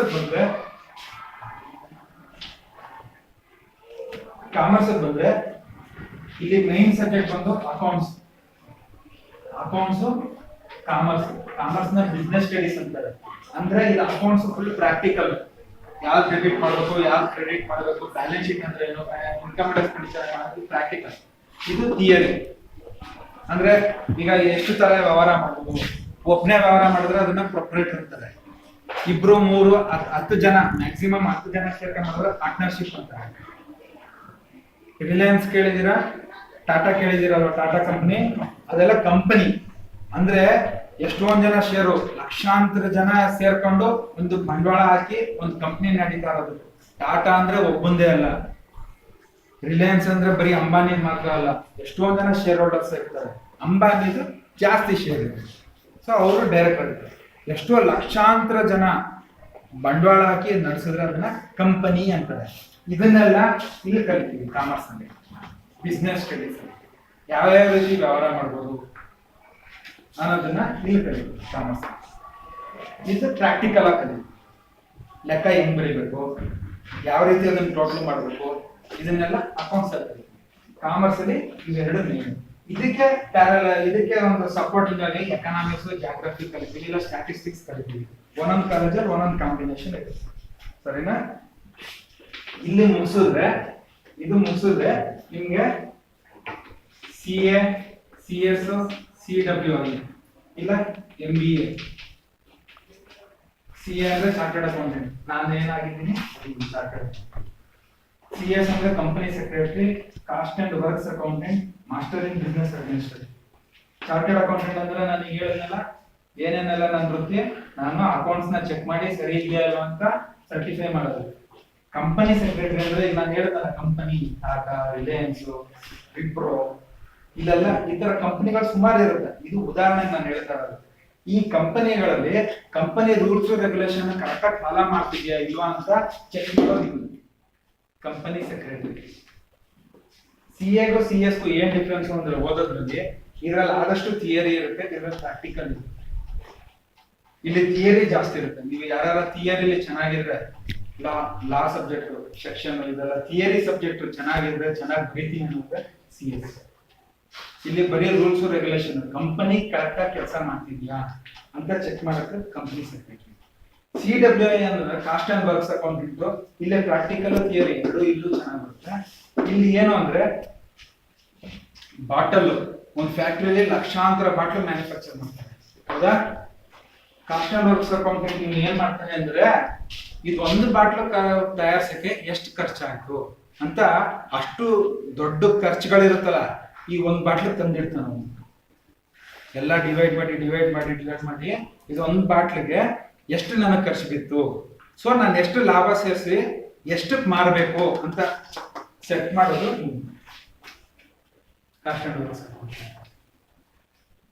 ಈ ಮೂರುವೆ ಪಾಸ್ ಮಾಡಿದ್ರೆ ಕೆಲ್ಸಕ್ಕೆ ಬೇಕಾದ್ರೂ ಹೋಗ್ಬೋದು, ಇಲ್ಲ ನೀವೇ ಸ್ವಂತವಾಗಿ ಪ್ರಾಕ್ಟೀಸ್ ಮಾಡ್ಬೋದು. ಪ್ರಾಕ್ಟೀಸ್ ಅಂದ್ರೆ ಏನು, ಈಗ ಡಾಕ್ಟರ್ ಶಾಪ್ ಇಟ್ಕೊಂತಾರೆ, ಇಲ್ಲ ಹಾಸ್ಪಿಟಲ್ ಬೇಕಾದ್ರೆ ಕೆಲ್ಸಕ್ಕೂ ಸೇರ್ಕೊಂತಾರಲ್ಲ ಆ ತರ ನೀವೇ ಒಂದು ಡಾಕ್ಟರ್ ಶಾಪ್ ಇಟ್ಕೊಂಡು ಮಾಡಿದ್ರೆ ಪ್ರಾಕ್ಟೀಸ್ ಅಂತಾರೆ.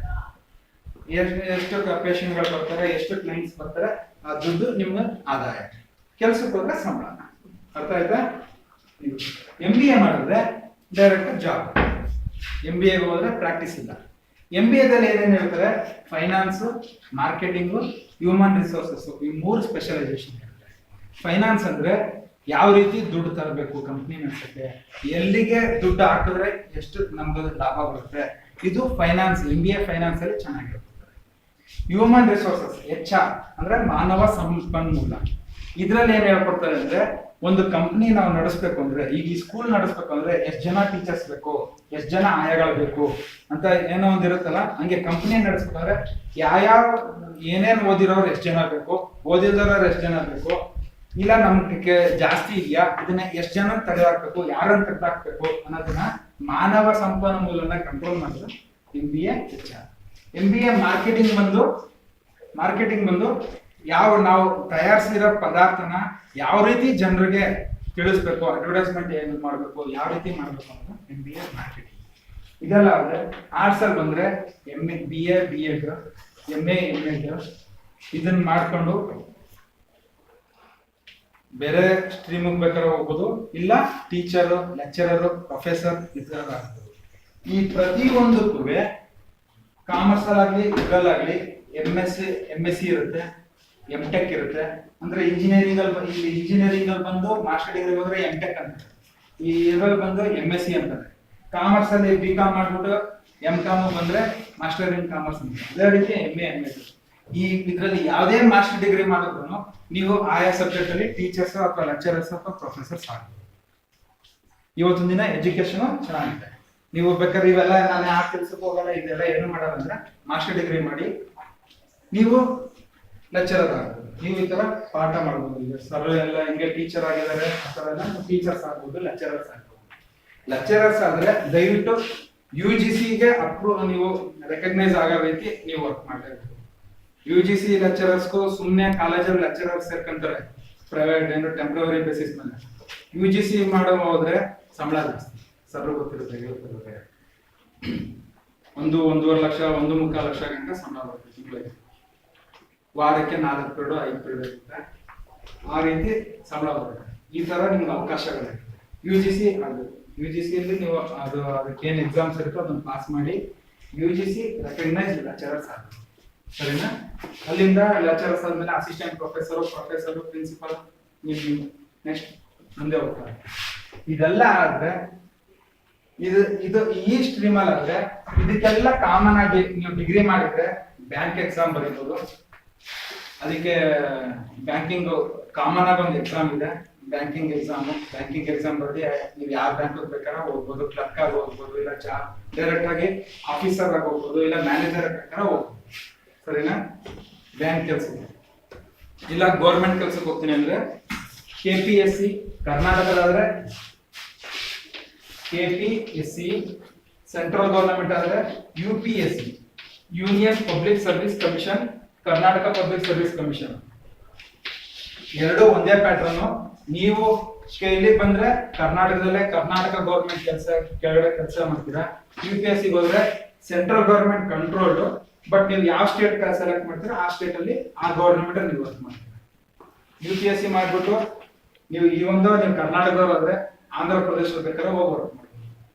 UPSC ಪಾಸ್ ಆದ್ಮೇಲೆ ಅವ್ರು ಕೇಳ್ತಾರೆ, ಏನಪ್ಪ ನೀನ್ ಯಾವ ಸ್ಟೇಟ್ ಕೇಳಿದ್ರೆ ನೀನ್ ವರ್ಕ್ ಮಾಡ್ತೀರಾ, ನೀವು ಯಾವ ಸ್ಟೇಟ್ ಬೇಕಾದ್ರೆ ಸೆಲೆಕ್ಟ್ ಮಾಡ್ಕೊಳ್ಬೋದು. ಈಗ ಸಾಂಗ್ಲಿಯಾನ ನಮ್ಮ ಕರ್ನಾಟಕದವ್ರು ಅಲ್ಲ, ಅವ್ರು ಯಾವ್ದೋ ನಾರ್ತ್ ಈಸ್ಟ್ ಅಂದ್ರೆ ನಾಗಾಲ್ಯಾಂಡ್ ಸೈಡ್ ಅವರು, ಬಟ್ ಅವ್ರು ಸೆಲೆಕ್ಟ್ ಮಾಡ್ಕೊಂಡಿದ್ದು ನಮ್ಮ ಕರ್ನಾಟಕ. ಆ ರೀತಿ UPSC ಸೆಲೆಕ್ಟ್ ಮಾಡ್ಕೊಂಡ್ರೆ ನೀವು ಯಾವ ಗವರ್ನಮೆಂಟ್ ಬೇಕಾದ್ರೆ ಹೋಗಿ ಕೆಲಸ ಮಾಡಬಹುದು. KPSC, UPSC. KPSC ಪಾಸ್ ಮಾಡಿದ್ರೆ KPS, KES, Karnataka administrative service, tahsildar ಇಲ್ಲ ಕಮರ್ಷಿಯಲ್ ಟ್ಯಾಕ್ಸ್ ಆಫೀಸರು, ಈ ರೀತಿ ತಹಸೀಲ್ದಾರ್ ಲೆವೆಲ್ ಅಲ್ಲಿ ಆ ಲೆವೆಲ್ ಅಲ್ಲಿ ಹೋಗ್ತೀರಾ. ಕಮಿಷನರ್ ಗಿನ ಕೆಳಗಡೆ ಅಂದ್ರೆ ಅಧಿಕಾರಿ ಆಫೀಸರ್ಸ್ ಅಂತ, ತಹಸೀಲ್ದಾರ್ ಕಮರ್ಷಿಯಲ್ ಟ್ಯಾಕ್ಸ್ ಆಫೀಸರ್ ಈ ಲೆವೆಲ್ ಅಲ್ಲಿ ಬರ್ತೀರಾ. ಇಲ್ಲ ಈಗ ರ್ಯಾಂಕಿಂಗ್ ಚೆನ್ನಾಗಿ ತಗೊಂಡ್ರೆ ಅಸಿಸ್ಟೆಂಟ್ ಕಮಿಷನರ್ ಲೆವೆಲ್ ಅಲ್ಲೂ ಸಹ ಬರ್ತೀರಾ. Revenue assistant commissioner, commercial tax assistant commissioner, ಈ ರೀತಿ. ಕೆಪಿಎಸ್ ಅಂದ್ರೆ ಡಿವೈಎಸ್ಪಿ, ಡಿಎಸ್ಪಿ ಈ ಲೆವೆಲ್ ಅಲ್ಲಿ ಬರ್ತೀರಾ. ಅಂದ್ರೆ ಸರ್ಕಲ್ ಇನ್ಸ್ಪೆಕ್ಟರ್ ಗಿನ್ನ ಒಂದು ಹುದ್ದೆ ಮೇಲೆ. ಕರ್ನಾಟಕ ಎಜುಕೇಶನ್ ಸರ್ವಿಸ್ ಅಂದ್ರೆ ಸ್ಕೂಲ್ ಅಲ್ಲಿ HM ಲೆವೆಲ್ ಬರ್ತೀರಾ, ಹೆಡ್ ಮಾಸ್ಟರ್ ಲೆವೆಲ್ ಅಲ್ಲಿ ಸೆಲೆಕ್ಟ್ ಆಗ್ತೀರಾ. ಈ ರೀತಿ ಎಲ್ಲಾ ಡಿಪಾರ್ಟ್ಮೆಂಟ್ ನೀವು ಡೈರೆಕ್ಟ್ ಆಗಿ ಹೋಗ್ಬೋದು. UPSC ಆದ್ರೆ IAS, IPS, IFS, IRS, ಇನ್ನ ಒಂದು IRS. IAS ಅಂದ್ರೆ ಇಂಡಿಯನ್ ಅಡ್ಮಿನಿಸ್ಟ್ರೇಟಿವ್ ಸರ್ವಿಸ್, ಡೈರೆಕ್ಟ್ ಆಗಿ ಜಿಲ್ಲಾಧಿಕಾರಿ ಲೆವೆಲ್, ಡೈರೆಕ್ಟ್ ಆಗಿ ಜಿಲ್ಲಾಧಿಕಾರಿ ಲೆವೆಲ್, ಇಲ್ಲಾಂದ್ರೆ ತಹಸೀಲ್ದಾರ್ ಲೆವೆಲ್, ಇಲ್ಲಿ ಡೈರೆಕ್ಟ್ ಆಗಿ ಜಿಲ್ಲಾಧಿಕಾರಿ ಲೆವೆಲ್. IPS direct